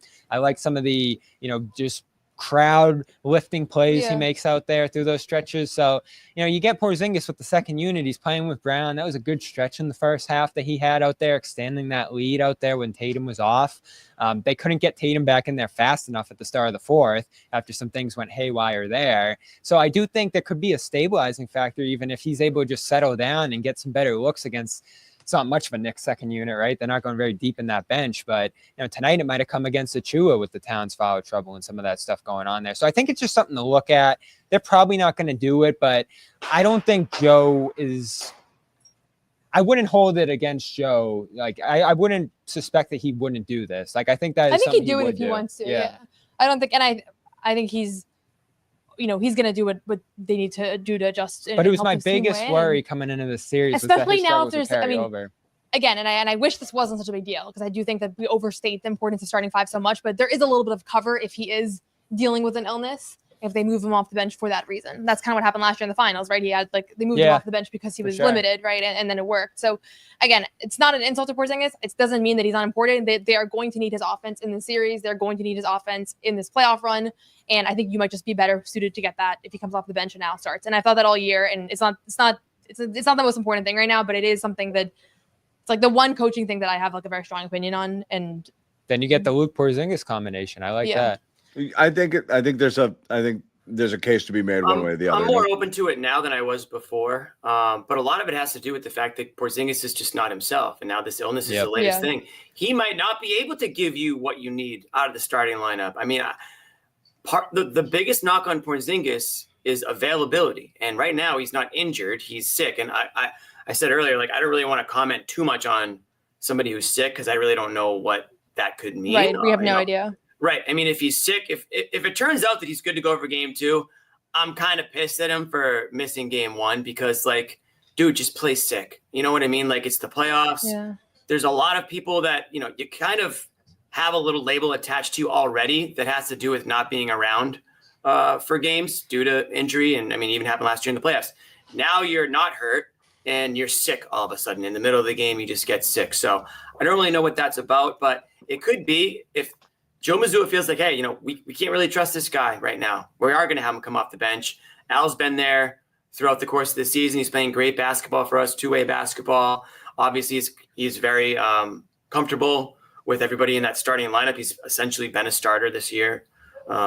So I don't even know if it would be that big of it. I don't even know if it would be considered that big of a shakeup because of all the amount of minutes that Horford's played. It wouldn't actually be a shakeup. No, I don't think it would actually be a shakeup. It's just because Al has been the full-time starter for this team for the past 2 seasons. Like that's why we say top 6 all the time, right? It's not because Al is the 6th best player. It's because we know what we mean by that. It means the starting 5 and Al. Yeah. So and Porzingis, I don't even think Porzingis. Yeah, I don't think he's the type of guy that's going to get upset about it either. I think Porzingis would accept it, I think, right now at this point because of what's been going on. Regardless, if you move Porzingis to the bench because Al is better suited for the starting lineup or you want KP's offense coming with that second unit and you're fine with your top 6, assuming Porzingis can, you know, get back to full health or, you know, this is not a major issue. We've got a bench problem, guys. And we didn't think we would, and we do. And now you're the second series in, and Hauser was a DNP until he got in there and then got hurt.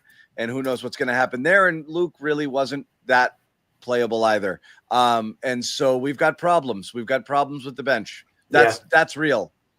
Yeah. I saw Sam in the hallway, wasn't wearing a shoe. He was wearing a flip-flop and he was just kind of hanging out. One Didn't see him flip-flop? walking at all. Yeah. On the He was dressed. One flip-flop, but he was wearing it on his hand. So weird. So we'll see. Every person that saw Sam had a slightly different account of what they saw. I've heard like 20 versions. I didn't even notice he was wearing. He was wearing a single mitten and nothing else. He was walking gingerly. He was walking gingerly. Was my recollection. And we'll soon walk on water. I think he'll miss some time. I think it's inevitable that he's going to miss some time here. I'd be very surprised if he can suit up in 48 hours with the ankle sprain that he suffered. Yeah, and so you are thin at that point. I liked what Luke brought in this game. Play Baylor. Sacrificed Free Baylor. himself. Luke kind of sacrificed himself with the fouls on Mitch, and they were good ones, right? And that was the one big positive I'll take from this game is how easy it was to get Mitch out of the game with the fouling and some of the stuff that they did. But it did take Luke out of the game, too, after a strong start there. So I think those guys ended up kind of canceling out. Again, Pritchard, it's always a tough conversation with him, right? Because I feel like he's doing the right things out there. It's just, does he get opportunities? And 5 3-point attempts, that's what it was there, feels fine for me. There's probably more ways you could get him directly involved in the offense, but I feel like sometimes when he's out there more with the starters, he just gets iced out. So I don't think it's anything he's doing. And, I like where he's at defensively. I like where he's bringing the energy right now. So it's just a matter of getting him more involved. And I think you could say that across the board for the Holidays. Holiday was pretty well involved in this game. I felt like White probably could have been more involved in Holiday, actions. if they win this game, the show was about Holiday because I thought that he was awesome defensively. So many he plays. was the only guy that had offensive energy the entire rebounds. game. Yeah. Yeah, 5 offensive rebounds. He made some. He huge was plays. scrapping when everything was Yeah. dead. He was willing them was, back yeah. into it by just no, I'm getting this ball or like making the stop. I thought Holiday was. He was also the only starter that shot above 35% from the field. Yeah. So shout out to Jrue Holiday for hitting 7 of 14 shots. But again, Pritchard, I just pulled this up. He had 13 points in this game Yeah, in he's 24 fine. minutes, 3 of 6 from the field. I don't, when games go into overtime, when you look at the minutes, it always makes it more lopsided because, no coach is prepping to go into overtime in a game. But I thought that when nobody else could hit and he wasn't in a slump yet because he hit 40% of his threes, 2 of 5. It doesn't. I would have liked to see more. And I don't think this is the kind of game Over who? Or anybody. Just White? we're talking about we have a bench problem. I didn't think that they were avoiding the bench because they didn't trust them. I think that there were 9 guys in the rotation early on, and Joe's not going to dig that deep. Like I don't think that Sam can't hang in this series. We've seen Sam hang in more difficult series. I don't know that he's the same guy defensively he was last spring. There might be a little bit of a decline there. I was guessing it was a rebounding thing. Well, it's less about it's less about the numbers. Like I'm not worried about 9 deep. It's using guys that bring a certain skill set that's been valuable to you. Hauser shooting is valuable, and now you're without it because you're not really. You've shortened your thing, and he can't keep up defensively, or his minutes are limited and he can't get in a groove. So now you've lost that shooting off of the bench.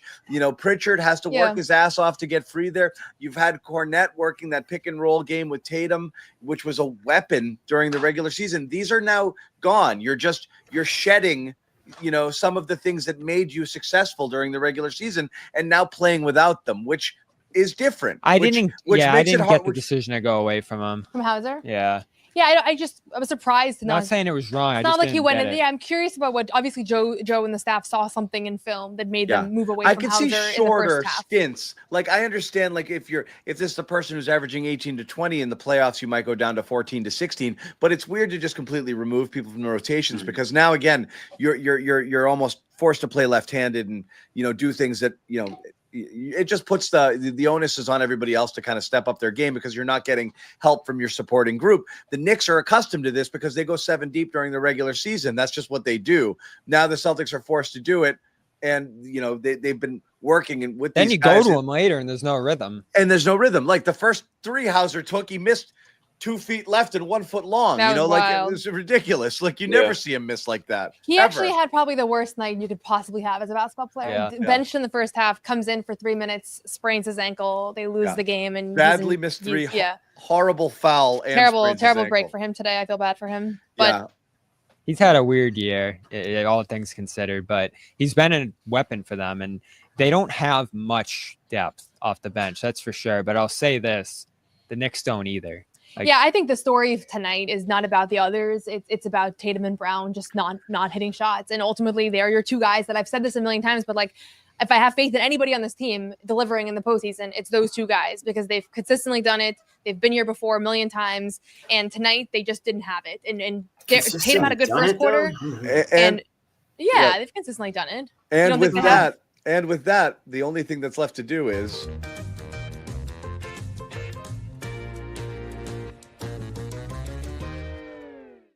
Love the ending there. Me too.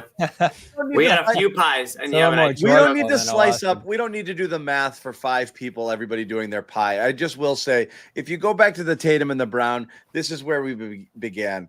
I thought that the 2 headlines in this game would be the insane number of missed threes, which is what everyone's going to talk about, and you can't have this type of game from your best players. And it sounds like that's going to be the ESPN hot take where Jayson Tatum can't be. And I don't want to be that guy, but also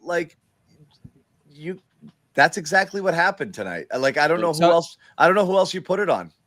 Yeah. In a game like this, you're putting at least 33 on both of those guys because what I was going to mention before we got to that, the mismatch hunting, the amount of mismatch hunting they went to in this game just completely bogged things down. And I'd say it covered almost all of their offensive sets in this game. There weren't many great movement, involving other guy. I think that's where you get into the Pritchard thing we're talking about, and White just sort of standing around waiting for catch and shoot threes, and Holiday just having to go run and grab rebounds. White who took 16 3-pointers in this game. Right. This was just mind-boggling. This was just lining up Brunson, lining up Towns, and you expected that, and you thought that would be what would get you a win in this game, but they stopped recognizing, and Jaylen said it in his presser, like they weren't thinking the game tonight. They weren't really making good reads. They were just launching it up. Well, I will say we've not given, it's very typical, when you're watching it through the lens that we, see the games, to just say what the Celtics didn't do. I'll say this. The Knicks were great. But Bridges and Anunoby, I thought, did a phenomenal job collapsing and getting back out to the shooters and making it a little bit tougher. And I do think that that's the way to defend this team, right? We've seen it a million times now. Not all open looks are created equal. There's the ones where you don't even do anything, or Luke jumps in the air from 30 feet away, and then there's the flyby open looks where they're not quite there, but they're coming out at you. And they were doing a pretty good job getting out on the shooters. I thought they covered a lot of ground tonight. What I found really disconcerting was that neither Tatum nor Brown could really beat their initial defender to get anywhere. So it wasn't that they were getting into the paint, everything was collapsing, they were making bad reads. They were mismatch hunting and not able to get anywhere with it. Yeah, and it took too long. Way too long. 9 seconds left on the clock. My God. I mean, that drives me the most nuts. When you finally get it and you start figuring out what you're going to do, what's left then? If you can't get by on the first move, you're left with a step back. That's just what you're going to end up with. So yeah, the pace is a killer there too. If you're going to do that, got to get into it earlier and then allow for movement off, if it doesn't work right away. They never got that. They were one and done the whole time. Yeah, so 33 for both of them. I'll split up the other 33 between White, who I thought wasn't great for a lot of this game, and then where else am I going to go? It's tough to blame anyone else for this one. Kristaps with the 16.5, like he just wasn't there, so I guess he gets the blame. Why are people mad at Joe, you guys think? I don't get it. Joe's in my What do people want him to stop shooting the threes, I guess? Like, I don't know. The threes don't bother me as much from this game as they do other people. Like, I do think they missed a lot of good looks. So I'm going to go back and watch it like they all say, right? Because I didn't get a good feel for it in real time. It felt excessive, especially late. But other than that, what's on Joe here? I think Joe's always the easiest scapegoat because I don't know what specifically. I don't know either. It's just like you don't like the offense today. Why are they doing all the mismatch hunting? Why is there no movement? Look, all those things that you just said, you could pull back to Joe one thing if you wanted to. It's one thing only. Why didn't Joe stop it? That's what people get mad about. Yeah. Because Jimmy, why don't you tell us why you have Joe on your? The line of questioning was that all post game. It's when the threes aren't falling, Joe, did you guys think of doing something else? I mean, that was kind of where the line of thinking went, right? Yeah. So just what John said, that's a big part of it. It's all about in-game adjustments, and all the players after the game say we have to realize that when something's not working, that we need to change our approach. Well, it's one thing to say that on the podium after the game. It's another thing to acknowledge that and make those adjustments in the game. No, you already said, where was Pritchard in the fourth quarter? Where was Pritchard later in this game? That's a Joe decision that he could make. It's a Joe decision. It's a Joe decision that he didn't put Hauser in until the second half, a guy that needs to go into the game earlier if he's going to get into any sort of rhythm. That's a Joe decision. I have no idea what he knew about Porzingis, if anything, before the game, but he started Porzingis and Porzingis was sick. That's a good points. Yo, So- Jimmy, you're selling me a little here. I don't know about that. The Pritchard piece, you got me there. And So again, you wanted if Pritchard in you're up crunch time 20 and points, overtime? I want to Pritchard in the fourth quarter. if you're up I wanted 20 to see more points in than the 20 second point half, At home. if you're up 20 At points home. in the second half, your job is at home. You better do something to stop a run that the Knicks, what are they going, 39-11 or some crazy run like that? And you're going to tell me that, why are people pointing the finger at Joe Mazzulla? Well, let me ask you this. What he shouldn't even hold the clipboard then, because if he's not going to take any blame for blowing a 20-point lead, then what are you going to give him credit for? I guess coaches don't matter. I did think tonight was one of those nights where he didn't seem to have strong answers after the game. He wasn't defensive. He didn't have strong wasn't- answers in the game. That was a problem. Yeah. There were No, no and strong answers. He watched Jayson Tatum chuck shot after shot after shot and didn't go to any other single player on the entire roster down the stretch. Everybody in the whole arena and watching on TV knew that Jayson Tatum was going to force up a shot and brick it, and that's exactly what he did. And then the last play of the game, Bobby, they inbounds it off a Knicks off a Knicks miss. They have a timeout. They don't use it. They practically dribble out the clock until Jaylen Brown gets fouled with 3 seconds left, bails them out of what was going to be a miss. And then what do? They screw up the inbounds play, and Jaylen Brown gets the ball stolen. So round of applause. I guess Joe Mazzulla gets a trophy for tonight's coaching performance. He doesn't get a blame pie. So he was actually going to be on my blame pie, but you may have increased the percentages a little. He just swayed the chat. Yeah, it's a good argument. Jimmy. Well done, Jimmy. So I will say this. I'm not saying he's the reason they Noah's lost, blame pie. but he's definitely getting a slice. What's yours, Noah? I would say upon first watch, maybe 35 Tatum, 35 Jaylen. Be careful with the percentages. 70. She's a 15. 15 Joe. This isn't Jimmy. Okay, we got her. We got Joe. 15 Joe. What about Porzingis? You gonna give him anything for? Honestly, no. fouling And out? I'm actually not going to give anything to Porzingis because none of this had anything to do with him because they he's got were a up by note from 20 mom. midway through. Yeah, he's got a doctor's No, note. because they were up by 20 in the third quarter. So I'm thinking like, what went wrong? Signed Epstein's What went mom. wrong in the middle of the third quarter? And I didn't really think once about Porzingis. I was never like, I really wish they had him out there because the All right, Porzingis fine. we've been seeing. So I put the blame on the guys that I have the most faith in. That's like what it is. It's like it's a compliment to be on the blame pie ultimately. So That's a spin. I don't know. The other 15%, and not really. I mean, I see this all the time that you guys want to blame, guys like Pritchard and Hauser or whatever. I never want to put them on the blame pie because they're not, they're not the swing factors here. I definitely wouldn't blame them today.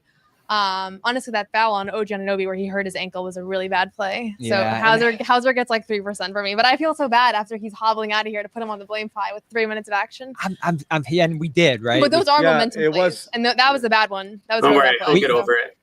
We lean toward Brown and Tatum here, so I think we got it right in terms of the blame. But it's always going to be more on those guys than Joe for me because this offense, this team is built on those guys making decisions and making reads and not turning the ball over, not running into multiple defenders. Like Joe could maybe make some tweaks there in terms of how they're aligning things and personnel on the floor, but those guys just didn't play well. And this isn't the end of this. We keep saying it. This playoff run is going to be so much harder, and I think it's going to be much more about those guys being able to beat defenses like this. And when teams are able to make it that centric on Brown and Tatum and really put the focus on those guys, making those guys beat them, and they shoot like this, that's when you start to get concerned about that Thunder series down the line. And I can't stop talking about it because that's how the Thunder are going to guard you. And they're much better than the Knicks, and they're much better than the Magic. Like the Celtics have 2 losses already through these 2 series where they seem to have the edge because of things that the Thunder are going to do to them at a million times higher level than these teams are capable of here.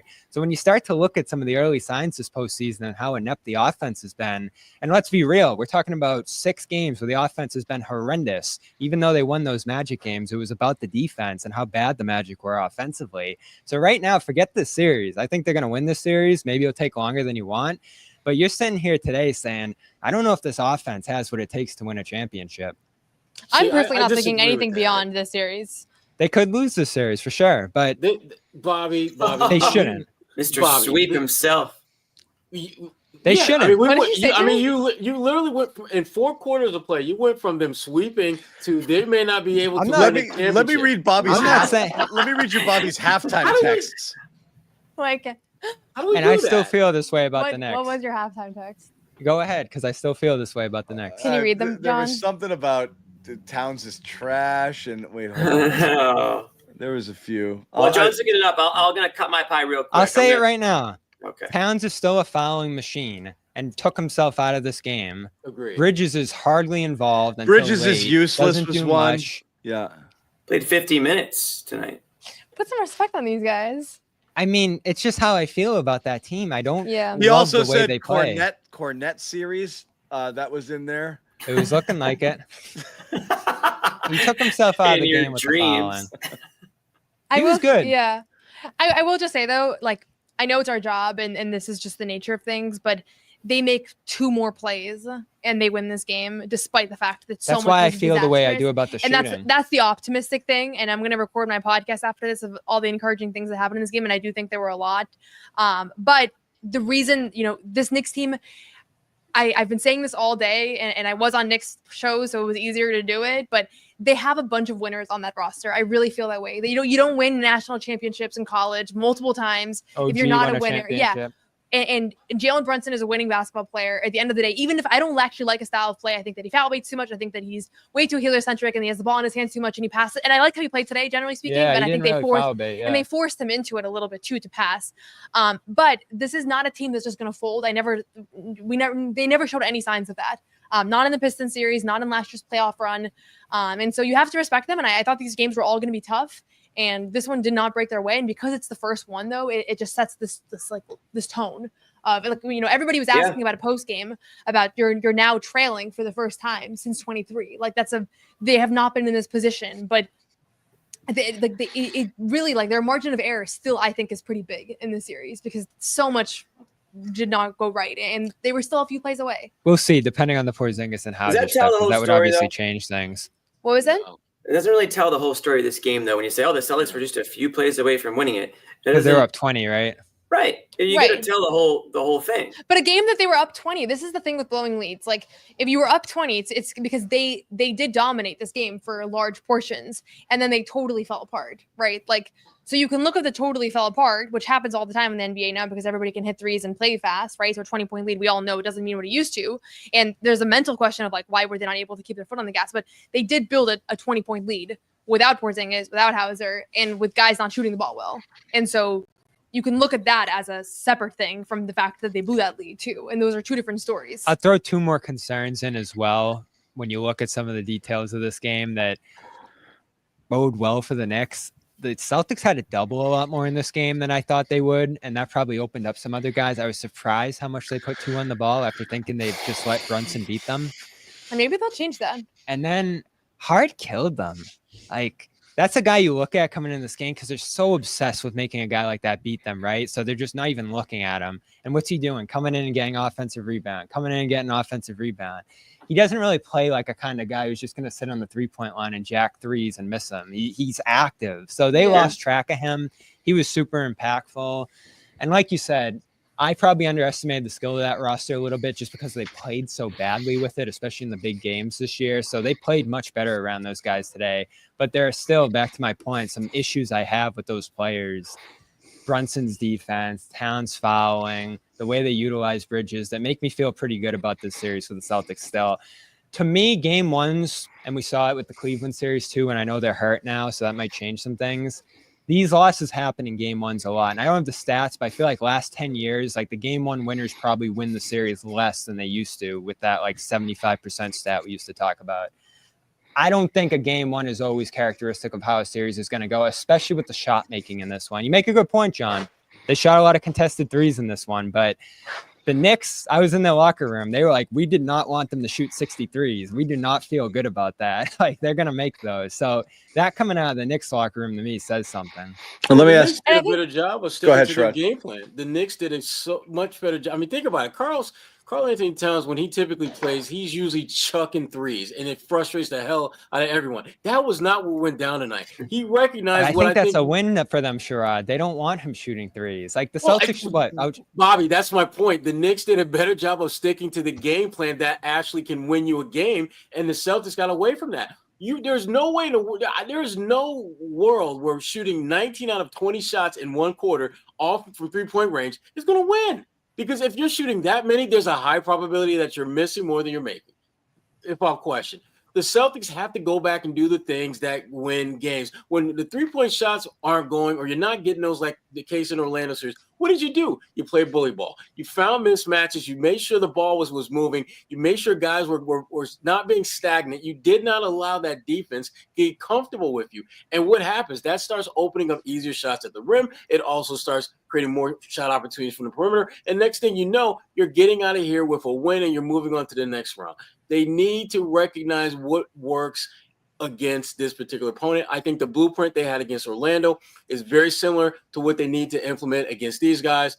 And for whatever reason, they went back to being that shot chuck, and we're going to get, damn it, come hell or high water, we're going to get 63s up, no matter what, whether we're making them or not. And they're too smart a team to do that. And that to me, that's the thing that's so bothersome about this. This is a championship caliber offense. This is a championship caliber team mentally, and they did not play that way at all. They played they look like Houston. They look as if they're the Houston Rockets. They're as if they're like neophytes to this whole playoff thing. How many threes did the Knicks shoot in this one? They not 60. I want to say, what was it 40? What? 40-ish. I believe it was in that range. Yeah. The Knicks? Yeah. No. Oh yeah. 37. 37. So 60 to 37.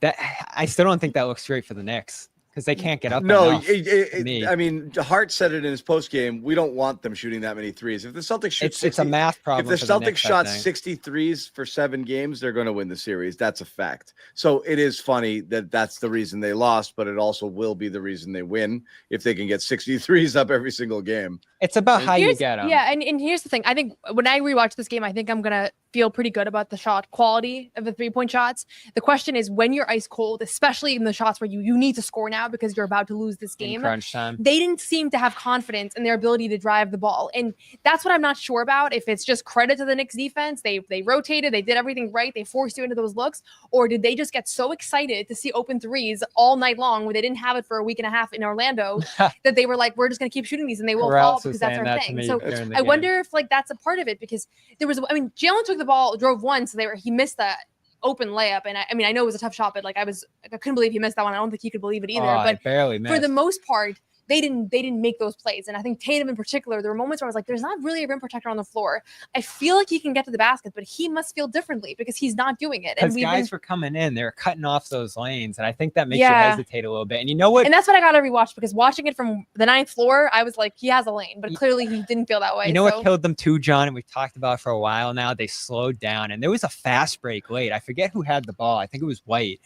And they just turned it back out and threw it to Tatum and just had him line up, for a 3 there down the stretch. It was one of the last possessions of the game. And I was like, oh, that might've been the one where Brown got fouled, Jimmy, that you mentioned there. I forget which one it was, but they backed the ball out on a break. And it was like, there's been so few opportunities for these plays where you can just push the ball and maybe collapse the defense and kick out from there. And they're just sometimes a little obsessed with the mismatch hunting, and I think that's what bogged them down and allowed them to really load up. It's just they didn't take advantage of it for 2 years, though. So so you got to do it quicker. It's got to be in the flow. But again, they couldn't get past the initial defender, and when they did get into drive and kick situations, like I said, I thought the Knicks wings did a good job of getting back out to the shooters. Their defense was great. So the Knicks defense had something to do with it. Where again, I do believe a lot of those open looks were actually looks where people were flying out at them and they weren't as open. 105 in overtime. That's pretty crazy. Yeah, so not great. Real quick, I want to ask you guys because we've been going a bit, but I want to get your take on it before we wrap it. I found this whole thing a little bit perplexing where after game 5 Jaylen Brown said that he didn't feel good the whole first half. His body didn't feel right was the exact quote that he had. Then 4 days later he says, I'm trending towards 100%. And so that we all took it as positive, like, oh, that's amazing. Like, didn't think 100% was possible. I thought we were led to believe that he was going to be limited the whole way. And that's why he was learning to play through an injury because he's never going to feel good and he's got to learn to play hurt. And then he's saying, actually, I'm turning a corner.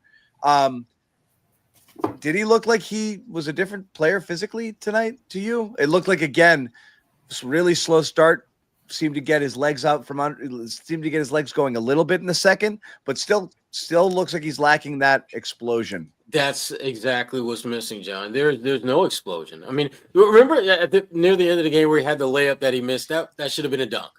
That should have been. I'm sorry. He also caught an alley-oop and had to take it down. Yeah, to take it down. Exactly. And remember the mid-range jump shot that he loves to take, the 2-foot mid-range jumper, you didn't see a lot of that. And when we did see it, the elevation was clearly not at that height that we're so accustomed to seeing him raise up and kind of hang in the air for a minute and then release. We're not seeing any of that right now. So no, he is not the Jaylen Brown that we have come to know this year. No. Two things on Jaylen's health. One, I think there's other things that he's dealing with outside of just the knee. He's alluded to it a couple times this season. He said that in the his other most day, recent too. availability. He said that and some other stuff. And also even that game when he said he was feeling bad in the first half, somebody else followed up on that and said, "Is that the knee?" And he said, "Yeah," and everything. Like, I think that there's potentially a couple other things. I'm watching him getting stretched. It's like there's a hamstring thing going on. I think there's a couple of different things that he's been dealing with. And so maybe he was Is the shoulder still there? I don't know, but I think maybe he was referring to one thing, but there's something going on. I mean, there's no question about it that he doesn't have his peak explosion of the athlete that we've seen, and he's in his athletic prime here, right? So it's not like, oh, that was Jaylen of 2 years ago. Like, he's in his prime. The other thing is that I don't know if you watched that whole press conference where he told Bobby that he's trending towards 100%. Later in that press conference, I asked him what he's learned mentally about preparing for playoff series versus earlier in his career, and he literally said, like, what you tell people versus then you hit them over the head and you say one thing and then you can show another thing and kind of catch people off guard. And as he was answering that question, and I'm misquoting him a little bit, but as he was answering that question, I was thinking to myself, so are you actually not 100%? Because he pretty much just said it's all mind games. Believed him. That's what I don't know. wrote. So there's an element of everything he tells us is strategic, and maybe he thought that was the best thing to say heading into this round. The structural damage that's thing what I to wrote me in the was the preview. win. I thought there was gamesmanship there. I don't necessarily believe it, because what are you going to say at this point? I also think not putting anybody in the injury report is also, we're fine. We're coming in full, even if you're not. Because Jrue looked good though. What's He the was point? Really What's the good. point of telling people that you're injured at this point? It doesn't really benefit you in any way. I mean, I'm so sick of the Jaylen thing, because one game he plays great and we're like, yeah, and the next day he doesn't look good. And it's like, oh, is he more hurt than we know? I don't believe the 100% thing. I don't have any reason not to, but I just don't believe that he went from what he looked like in that first half against Orlando in the game 5 to, nearing 100%. I do think that's probably the strategic part, but to me, the win was the no structural damage, because I don't think he would say that if it was. It doesn't mean we're going to get to the end of the year and it's going to be like, oh, Jaylen underwent surgery, because that was, I think, the fear that was building in a lot of us with how much he struggled with this thing here. So it's still pain management, and we knew that from the start. And it's just a matter of, is he going to play well through it, or is he not going to play well through it? And that's just kind of what we're judging him on. I don't think the Jaylen of old is going to reappear during this playoff run. Well, and then also there's just sometimes he's just struggling too. I think it's easy to always attribute it to injury, but and he kind of alluded to it in after game 5, so it made it I thought easier that's what for tonight us. was. But I thought that he just had some bad plays today and just some shots that he normally would make. And it's so hard from where we're seated to know, is that because of the knee pain or because of another pain that we don't know about? If we really see him start struggling, then you're like, uh-oh. But you don't see that in tonight's game at the least. No, you're just the deeper you get, the more you need everybody. And again, now you're talking about, Jaylen, Porzingis, Hauser. Things are getting tougher right now. It's not a great way from where we were and where we are. The Hauser one sucks. Not a great spot right now after kind of seeing everything that we saw tonight. It's not gloom and doom. It's not the end of the world, and I still think the Celtics win this series. But there's definitely things that you weren't concerned about a few hours ago that you're a little bit concerned about now. And I want to have to do with health. Yep. I want to emphasize the Hauser one because, you can go to the should you have played him in the first half thing, which I think is a fair discussion. But if he's out now and you can't play him at all, it kills your lineup flexibility. At his best, he's been a game-breaking kind of guy for them. And when he's been out this year, I feel like they've really missed him. That one sucks, and it didn't look good. Like, he didn't even try to get up. He was like, "I'm out of this thing." He's you don't often see a guy lean on the trainer that hard that quickly. Just demoralized. I mean, if he's wearing a flip-flop, he obviously can't put his ankle into if he's wearing a flip-flop, he's screwed. Swollen. He's probably out for at least a few games here, if not longer. And do you trust Craig? Do you trust Sean? They probably don't. You just tighten up the rotation. I don't trust anything else that's going to be said on this show anyway. It's 2 hours. We're 2 hours into it, so we are going to wrap it up. But there's more content coming up on our channels here. Please subscribe to the CLNS Media YouTube channel, our Celtics All Access channel for all our Celtics content, in addition to a slew of other podcasts you can get here, including Sherrod Blakely's Big Three and Noah's You Got Boston, and many, many, many more. A lot of people are going to chime in on this game for sure throughout. You can check out the press conferences, not just the Celtics, but everything that was said from the Knicks side. We got all of it on our main YouTube channel. So go over there, subscribe, turn on your notifications anytime a new video drops. You will be notified, and you guys will know should see it. Pat's jacket in his video. He had the flashiest Knicks jacket ever. I'm excited. about that. Yeah. Flashier than yours? I wonder if the views for the cat video are going to skyrocket now that you teased that. Yeah. Okay, let's give you a little teaser. Of course, winning a game makes you feel good. Look at that. But just as quick. I don't think you got a good view of it, but looks like a Knicks jacket. We've shown y'all that in the Pistons series. Yeah. So, Weird. I expected more, I'm going to be honest. Enjoy this one tonight. Hey, it's a lot of Tomorrow, Knicks we gotta get pride. back to business. This team is special, obviously defending champions, and they're going to come back hungrier and even. Okay. Thanks, Kat. Thanks. Celtics are going to come back. We should have just held it as a tease and just driven people to the channel. I just cost us thousands of views by playing that. Anyway, guys, Nobody's going to that video now. This is me rapping. So we're gonna end it. But thank you guys again. There's much more, like I said, coming up. Tune in. Bobby and Noah will have their recaps as well, dissecting exactly what went wrong as the Celtics lose game one, trailing in a series for the first time since game. bowing Could've out seen that coming. to the Miami Heat 4-3 in the Eastern Conference Finals 2 years ago. The Celtics are down 1-0. Game 2 is on Wednesday, a 7:00 start, which is nice. We will be back here on the Garden Report after the game. Noah and Bobby will have you covered from the Garden. I may make an appearance. Sherrod will be down there as well. So we will be there en masse. Game 2, Wednesday, 7:00. I'll be at Pier 6 before the game. Everyone wants to come through. Oh, yeah. Little pregame down the street. Very nice. Not too much pregame for you, Jimmy.